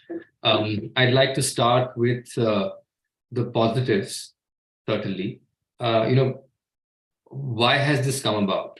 So I think it's been a long-standing need of the industry to have a set of cogent, identifiable, implementable, and standard set of regulations that people can rely upon from a point of view of saying that, yes, there is an inherent risk in this business, which is recognized, but we don't want that risk to be multiplied by, to the power of infinity, because we have to be dealing with a different level of regulation or a different level of laws across different states, and which have penal consequences. So I think that particular demand, so-called of the industry, has been addressed through the process of bringing in, first, of course, with the amendment to the allocation of business rules, whereby very clearly this subject has been allocated to the MeitY, and thereafter, closed on heels of that, you have these draft rules that have come out for consultation. Clearly, whether or not this is the apt, constitutional, and purely technically legal way of doing it, I think that debate perhaps is not for this panel. I'll just very, very, just touch upon it to say that ideally speaking, the conundrum that we are facing, and which is what was brought out by the Madras High Court and subsequently followed by the Karnataka High Court, the conundrum that we are facing as to what is the scope of the powers of a state legislature under a relevant entry in list 2 to say betting and gambling. And that was interpreted by the courts to say that betting which is in connection with gambling, that is to say that betting which is in the case of games of chance is the only remit on which laws can be enacted by a state legislature. Now that is yet to be finally given a stamp of approval by the Supreme Court, and those matters are in appeal there. So we will find out whether that would be the appropriate solution. But to my mind, purely from a technical, constitutional, legal standpoint, if there was to be a final determination from a legislative standpoint that this subject is going to be legislated and regulated by the parliament, then that ought to have come in the form of a law and not perhaps in the form of these rules that have been notified under the IT Act. So that's one of the aspects, but as I said, for the moment, this was in that sense a quicker, perhaps more convenient way of trying to bring in some relief to the industry. So clearly a positive there. Number two, and I'll just revisit point number one very quickly in the context of a particular rule that is sought to be inserted. But number two is that there was a need for the industry to say, look, we don't want stringent regulations. Ideally speaking, we should have a self-regulatory setup. That also has been answered in the positive, and that's certainly a welcome move for the industry to figure it out amongst themselves as to what works for them in a self-regulatory scenario. Coming back to one, I would say that the reason I think that conundrum between the center and state remains unresolved is because Rule 3, 1B, 9, and 10 bring about this aspect saying that your game must be in the nature of an online game that is, it should not be in the nature of an online game, which is not in conformity with any law for the time being in force. Now that leaves it open-ended. If there is a law for the time being force in India, which is a state law, which seeks to overreach the so-called remit of only regulating gambling or games of chance, then does that fall foul of this? Is the first aspect. What makes this perhaps more difficult for us to argue that this is what holds forth and states cannot, I mean, to the extent that the state law is contrary to this, it should be not given precedence. The one technical problem is the state legislature, the law enacted by the state legislature will have a higher footing than executive action through rules. So that's one problem. But even there, it doesn't stop with the language which is not in conformity for the law being enforced. It says, including any such law relating to gambling or betting, etc. Right? So it's a much larger genus of laws which could potentially have a conflict with this. My second issue is that whereas the relevant entry of list 2, which was interpreted by the Madras High Court and Karnataka High Court, refers to the 3 words betting and gambling, this provision 9 says is in the nature of an online game that is not in conformity with any other law for the time being in force, including any such law relating to gambling or betting. You have by that essentially created the possibility of a state enacting a law regulating betting for a game of skill, because we all know that there is that element of betting involved, but it is in relation to game of skill. But that clearly then conflicts with this. So what you wanted to actually achieve, which is to give that power to the center, maybe through, albeit through the rules, that gets defeated here. And then of course, number 10 just follows up with an omnibus thing that violates any law for the time being in force. So in my mind, if 10 is deleted and 9 is modified to say that that game should not be in the nature of an online game that is not in conformity for any law relating to gambling, that will solve the problem. So that's one area which I identified as a potential ambiguity which could create this issue. Sure. Thank you for your view. So like we have a limited time, so let me move on to the next speaker. Yeah, sure. Absolutely. Yes. Absolutely. So now, last but not least for this session, let me bring in Gauri. So Gauri, you have been in the space for pretty long. You have heard the experts speak. You have identified issues and challenges with respect to what we currently have and what is being proposed by MeitY. How do you see this development moving forward in terms of regulation of the online gaming space? So yeah, please, over to you, Gauri. Please share your views. Sure. I think I'll cut the chase, and I have written like several of articles and submissions. We do need a central law with some use of constitutional tools, because the Karnataka and Madras High Courts have also sort of alluded that even the games of skill could fall under some other entries within the state list, right? So with that in mind, we do need a central law by sort of one way or the other.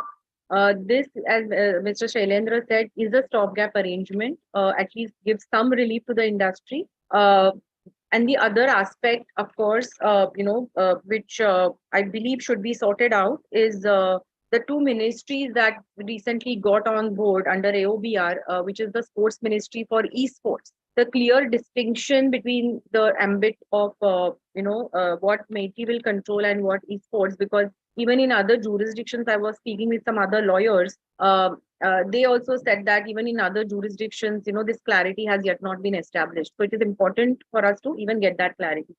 I think number 2, this is a welcome step, as everybody has said, which is an interim measure.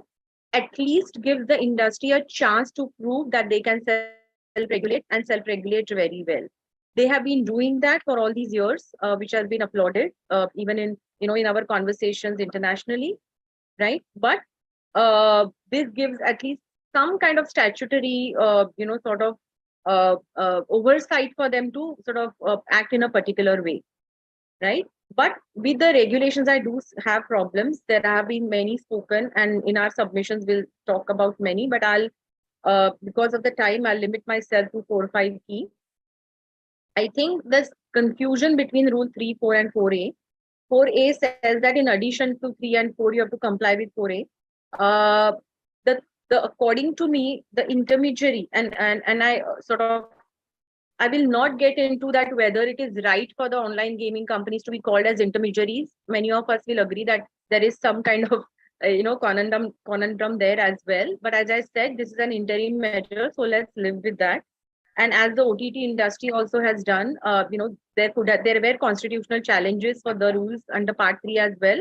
But the OTT industry, at least the OCCPs, decided to just go ahead with the rules, irrespective of the challenges, by the news aggregator, right? So in my mind, even if there are challenges to the rules which may come through, if we sort of all of us put together, sort of want to go ahead with the rules, nothing can really stop us, because ultimately most of it is self-regulation, right?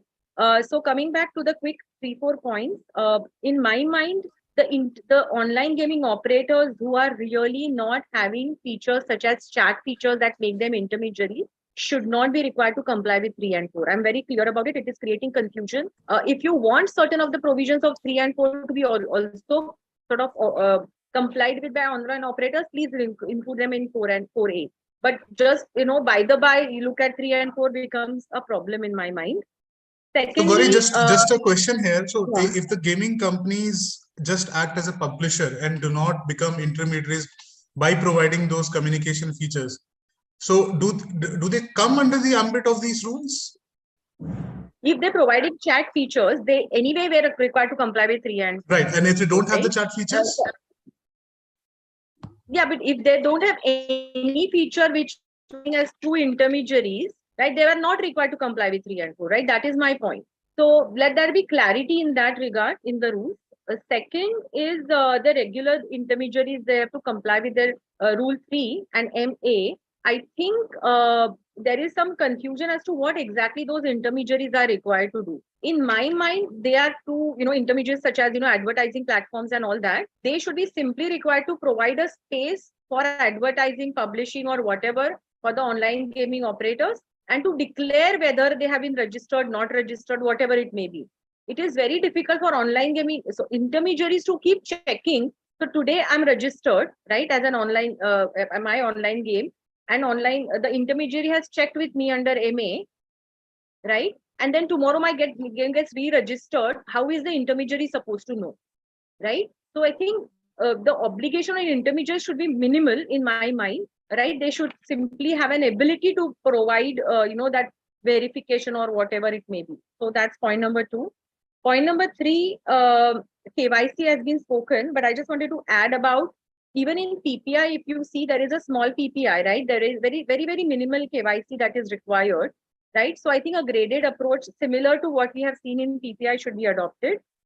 Number 3, I think, earlier, all the, self-regulatory bodies were focusing more on skill versus chance and, sort of having the operators comply with those elements. But I think the law now requires them to also look at the content, right? There may be some SROs may be looking at that, but now there is an onus not only of the skill versus chance or whatever, or compliance with, but it's a wider compliance with law. So I think the rules will have to be revisited to check, on those elements as well. I think the next aspect I want to sort of put out there is the grievance redressal. I think because of 3.4 and 3.2, and then you have a grievance redressal, which is SRO as an appeal. So what you have is an appeal from the grievance redressal. When it comes to the intermediaries, it goes to the committee, right? But if it's a gaming platform, it is going to SRO, right? Now, if there are gaming platforms having chat features or something happening on chat features, then different appeals to different, avenues. So it's creating some kind of a confusion in my mind. If they want, let SROs take complete control of all the issues, on the grievance, right? So I think there is, there is some work required when it comes to the fine-tuning of the rules in relation to grievance redressal as well. I think even the takedowns, right? If you really see 3.1D, in that there is a takedown possible even for states, because some of the members mentioned that the states may continue to act in a particular way, right? So that particular issue, if not resolved, then also there could be sort of interference in the manner in which the rules operate. I think the last point again on KYC, there is some confusion in 4A, which is D and E. So if it is KYC, why again are you talking about user verification? Honestly, I didn't understand what do you mean by user verification. That was relevant for your social media platforms, but not really relevant for you here, right? So I think, some of these are drafting issues, but I think the major other issue which Soumya mentioned, right, which is the foreign platforms. So if there is an intention to allow, see, I'm not giving my view positive, negative at all. But if there is an intention to allow foreign platforms, which are skill platforms, I'm no way saying, I'm suddenly jumping into a non-skill, but foreign platforms, because if you see the language in 4A, there is that kind of, they're alluding that, you need a presence in India and all of that. So that means you are already contemplating there may be foreign platforms offering in India, right? You need a presence of a grievance officer in India, whatever it may be. So if there is an intention to allow foreign platforms, skill platforms, to operate in India, then please bring in clarity in FEMA, because there is under the current account rules, because there is that confusion whether the remittance outside is allowed or not, right? Because this is a larger picture. I think Soumya also mentioned about GST. So I think a lot of other pieces need to fall in place. This is the step in the right direction, but let the speed not hinder to say that this is done and let's move on. I think this is just a work in progress. Of course, there are, in my mind, even awareness, right? The SRO's job also to create awareness. In my mind, that is the most important part that should be brought in place, as well as a responsibility of the SRO, which is not clearly called out today. So I think some of these elements, there are many other, but because of want of time, we are already past time. I can see that on a Friday evening. So I'll just. Thank you so much, Gauri. And yes, we are over time, but would request if people could stay for another 20 minutes. And thank you, Niyati, for your comment, which KU is looking at. Perhaps other platforms also would be looking at it on this issue. And lawyers, please feel free to put it into the chat. So I go to the open house section, and before I open it out for everyone, first I would like to ask Kazim from the Dialogue, because they had done a consultation on the same amendments, to share what their key thoughts is. And after Kazim, I would like to bring in Wipro from the Quantum Hub, who have also done a stakeholder consultation, to share their views. So Kazim, over to you. Thanks. Thanks, Amrita. I hope I'm audible. Great. Thank you so much. And I'll make it very quick because I know people have Friday plans, so I don't want to ruin those plans by taking a lot of time. But I just get straight into it. So I think, a lot of interesting points have been discussed, so I won't repeat, but just want to sort of focus a little bit on the SRO and, certain sort of suggestions we have in terms of the SRO. I think number one is that, the SRO will play a very important role in terms of determining how skill is applied to various formats and various games. So I think over here, it's critical that a sort of a comprehensive model is developed, which could be based on the jurisprudence developed by the courts, which has been over the last few years. In terms of what is game of skill, but also some sort of a statistical analysis, some sort of a quantitative analysis, which tests and which sort of reviews the games and comes up with some sort of metrics to determine that whether, the predominant skill test is satisfied or not. And both these aspects, the court jurisprudence and this statistical sort of analysis, could be clubbed together to create a model which can then help SROs determine what constitutes a game of skill and game of chance. And this can also sort of, once this is developed and practiced and implemented, it can be further improved. And that could inform the future litigation as and when, if and when that happens, in terms of what would be game of skill. So I think that's sort of one suggestion which I have.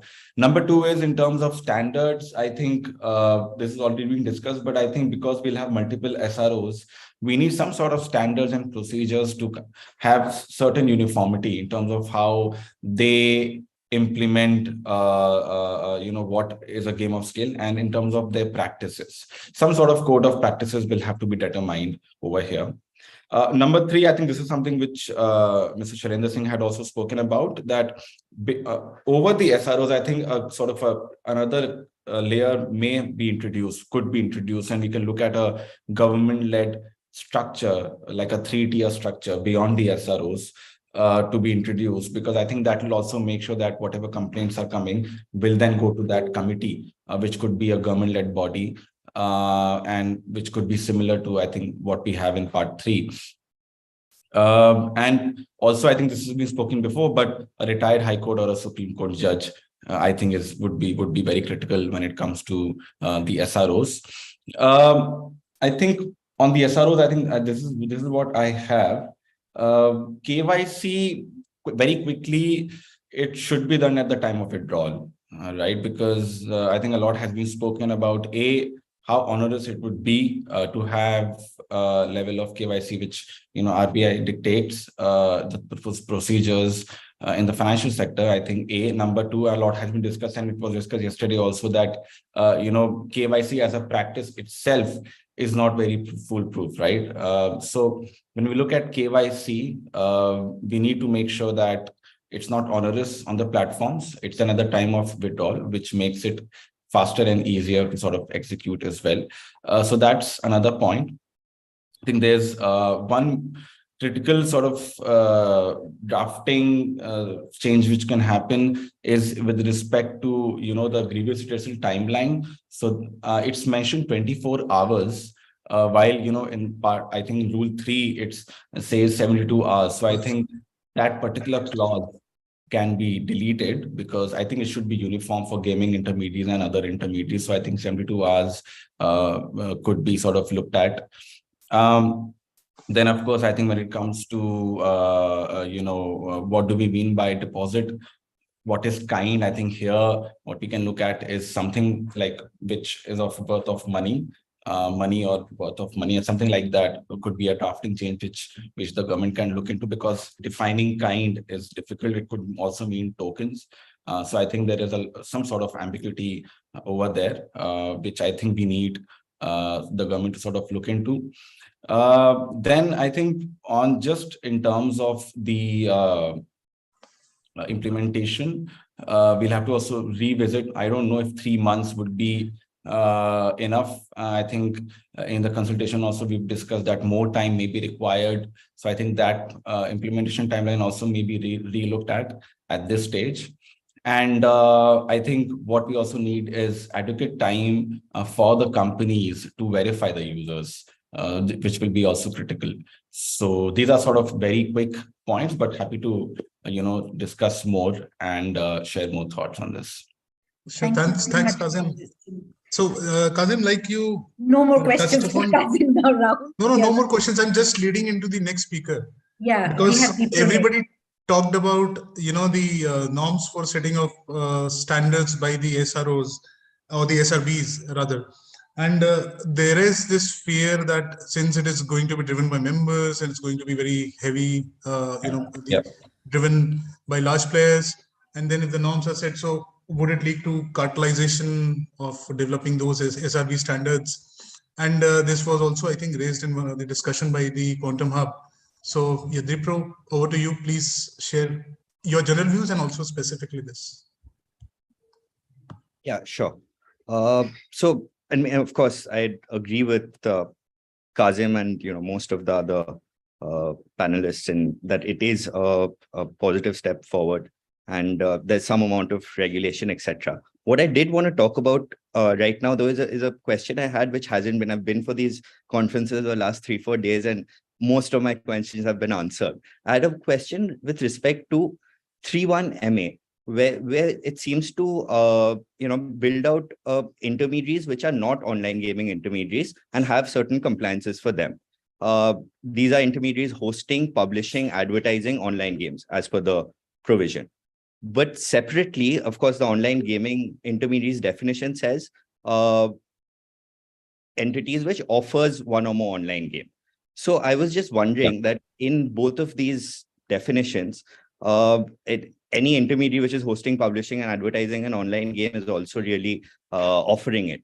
So how does this differentiation play out? And if it doesn't really differentiate, then it brings in a whole host of like app stores, maybe an entire Facebook, Amazon, etc. So I was wondering if anyone else had thought about this. So if I may just come here, Deepro, I think this was brought up yesterday in our consultation that, I mean, if you read if you read the definition of, gaming intermediary, basically offer. So what is offer? I think you're right over here. It is very broad and very vague, I think, at this time, because it could be that you're offering. So, I mean, one argument was also that, if a game is on a computer, so computer maker, manufacturer, is that manufacturer also offering a game? Because it comes in a lot of mobile phones and computers. If I'm giving a game, like pre-installed games, am I also a gaming intermediary? You mentioned about App Store, Play Store.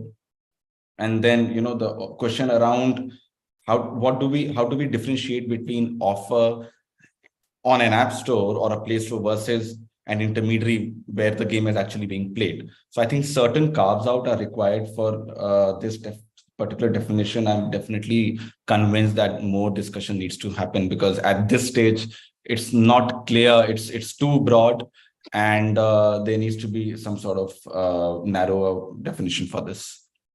Okay, Gauri or any other lawyers who would want to also take a stab at this?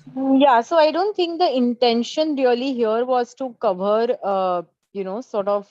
offer in the sense, I agree there is a wording confusion there and some drafting clarity is required.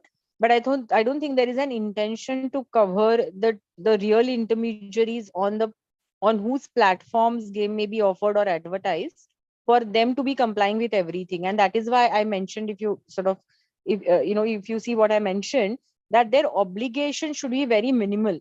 Their obligation should be simply to say that if your platform is being used by other the game publishers, let me sort of use that word, by game publishers to provide their game to the to the end users, then your obligation should be limited to enabling them to provide that verification mark or whatever it may be. Otherwise, it's going to create chaos, for the intermediaries to sort of keep track of what is registered, what is not registered, etc. So in my mind, if there is a wording clarity to sort of marry the intention, we will, reach at a proper place. But just want to assure that in my view, there is no intention to cover all the platforms that you mentioned, to go beyond that limited due diligence obligation as such. So we should sort of request for a drafting clarity in that regard. Yeah, I think the intent isn't there, but I think there are a couple of drafting clarifications which could happen. Yeah. Thanks. Deepro, do you have any other points, or else we will open it up? Yeah, you can open it up. Thank you so much. I can see Amira Dhawan's hand. Amira, you can unmute and speak. Just keep it brief, please, and do mention your affiliation. Yes, ma'am. I'm just a student and I'm very keen on the gaming platform, so I thought of joining in. My first question is whether it's right on the part of the MeitY to recognize online gaming as intermediaries. That was my first question. Second thing I wanted to ask was that there's a provision which talks about Reserve Bank of India, like RBI regulations would have to be followed at the time of registration for account verification. So what is the industry's stance on this, and what is the legal industry stance also on this? Because as far as I understand, RBI is A, very quick in revamping its regulations, and B, will this make it a very tedious process for the gaming industry? Thank you so much. A very relevant question. Any of the lawyers in the group room want to take it? Or anyone from the industry also? Yeah, even from the industry, anyone who wants to take it. And by the time you decide who wants to take it, Lokesh has a question or comment. Lokesh, yes, over to you. Yeah, hi guys. Many thanks. I've been waiting for like 3.5 hours to share my perspective. I think I'm a very confused person here, after hearing, all the thoughts and inputs here. Because unfortunately, I heard the panel, I heard people, and obviously a lot of people I already know. Everybody's talking about gaming, gaming, gaming, right? Somebody I think mentioned that gaming worldwide is a $200 billion industry now. But let me kind of, remind everybody that today when we talk about gaming, we are worldwide.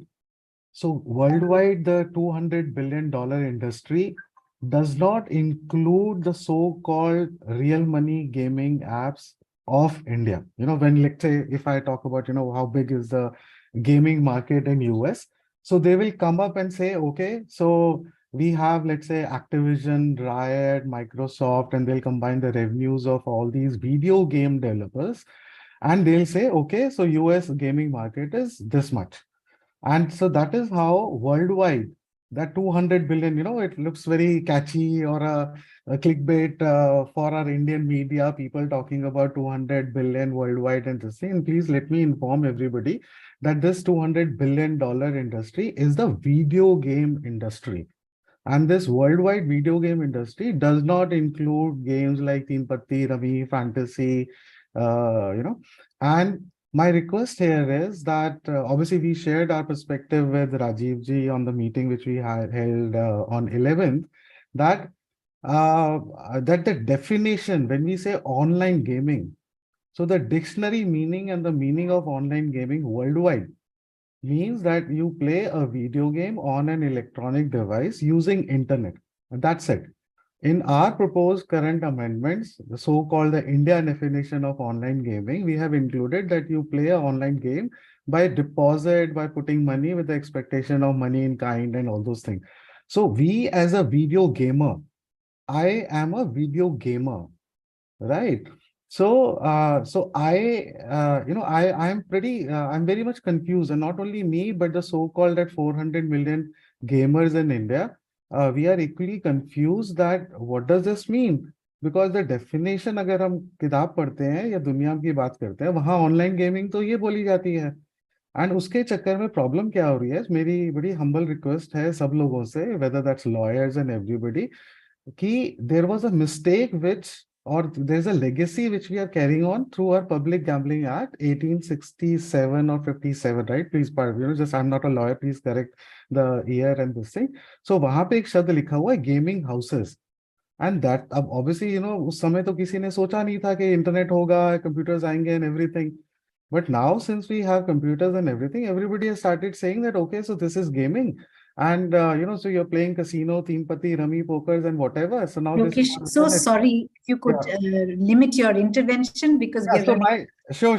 No, please, thank you for reminding me. So my request is that let's kind of, as the, stakeholders of the industry, we should typically we should look at and we should start calling this as a iGaming industry, the way it is defined worldwide. Let's not try to, even in our discussions and everything, my humble request is that we should not use the word online gaming and gaming, because that's not how the rest of the world also understand. Now, problem is that, everybody is talking about online gaming and we are largely talking about, RMG kind of game titles. Nobody actually talked about video games. Right. Okay. So may I come in quickly to sort of answer this, Yes, Gauri, quickly? So I think, sometimes we need to recognize that the regulation, from a regulation perspective, the government will come in when there is a need to regulate, right? Or to sort of control certain things, right? The decision that has been taken currently is to look at RMG. That does not necessarily mean that others are not, under watch, right? For example, internationally, even for the, the video games, there are age ratings, etc., that are applicable. Right. So maybe if you see Rule 6A, there is clear that even if there is no real money gaming, the government may still come in and regulate if there is addiction or those type of issues. So here we are talking about regulation, and in that context, I understand, Lokesh, what you're saying from a definition, and also let's not get bogged down by the definitions. Let's look at the intention. So currently, at least this industry is, getting regulated, but the government has the intention, probably even under 6A, they have demonstrated. Now, whether we should have a separate, sort of age rating, age gating for other type of games which are not RMG, maybe time will tell, and maybe, some of us will start looking at that as well. But that's what should focus on the intention and the mission that is trying to be regulated. Thank you so much. 6A में जो है 6A में clearly mention है लोकेश कि जी, जहाँ भी Shailendra ji, yes please. हाँ, मेरा ये कहना जो हो रहा था लोकेश जी के कि वीडियो गेम में क्या होगा 6A में लिखा हुआ है कि the ministry satisfied in respect of any game made available on the internet accessible by user through a computer source without making any deposit. उन्हें भी सबको जो भी ड्यू डिलिजेंस है फॉलो करना पड़ेगा. If they are threat to the national security or anything public safety, the action will be taken. तो ये तो compliance जो है regulatory compliances for all. Okay, I have a counter question to Gauri, because now that these rules define what an online gaming is, and it associates it with making a deposit. So how do you see, next time when we're talking about regulating the larger gaming industry or video games, whatever, how do you then expect to make those changes? Are they, by I looking think at that will be from time to time. No, from time to time, they will have added definitions, some other definitions. So I think that's what I said. Let's not get bogged down by the definitions. But 6A, as Shailendra ji said, there is already a foot in the door to regulate those. And maybe, as I said, there is a conversation required even on the non-money games, wherever there is mischief, wherever there is harm, right? Now, what is harm in 6A? There is no guidance, but PDPD bill talks about what is harm, right? So, I mean, those further discussions are required. This is just a beginning. This is the first step. As Dr. Singh said, Shailendra ji said, this is the first step, and immediate need was RMG. But that does not mean we are stopping here. This is the beginning. Right. Thank you so much, Gauri, for this. And we also believe that this is the first step and one of the many discussions we will have, because it's a long way ahead. And I think we cannot see any more hands or comments, etc. in the chat. Okay, Renu, I see your hand. You're the last one. Please go ahead.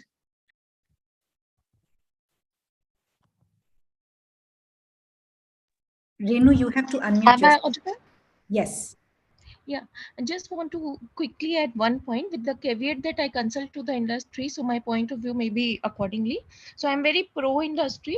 However, one thing is there for the industry already CCI is there. And if any syndicate is formed, if a lot of gaming entities are coming together and some games are created which are having impact in commercial sense on larger public, then obviously already CCI is there. So now, as the previous speaker said, this particular regulation is more towards public awareness and also towards different use cases which would be emerging in the future. So at this junction, whether today as the draft is or in a certain coming time, say for few months, I think keeping things macro would be good, because more and more use cases would be emerging. And as far as commercial aspects in terms of industry are concerned, those things are already there in the law. This would be additional and above to this. So keeping the definitions very broad is better. That would be my point of view. That is it. Thank you so much, Renu, for sharing this. Yeah. Thank you everyone for participating, and I thank our industry partner AGIF also. What we would be doing next is we would be having a draft report being prepared. We would be circulating it and also making our submissions. The date is 17th. We hear whispers that it may be extended, but we've not seen it yet. So we still stick to 17th.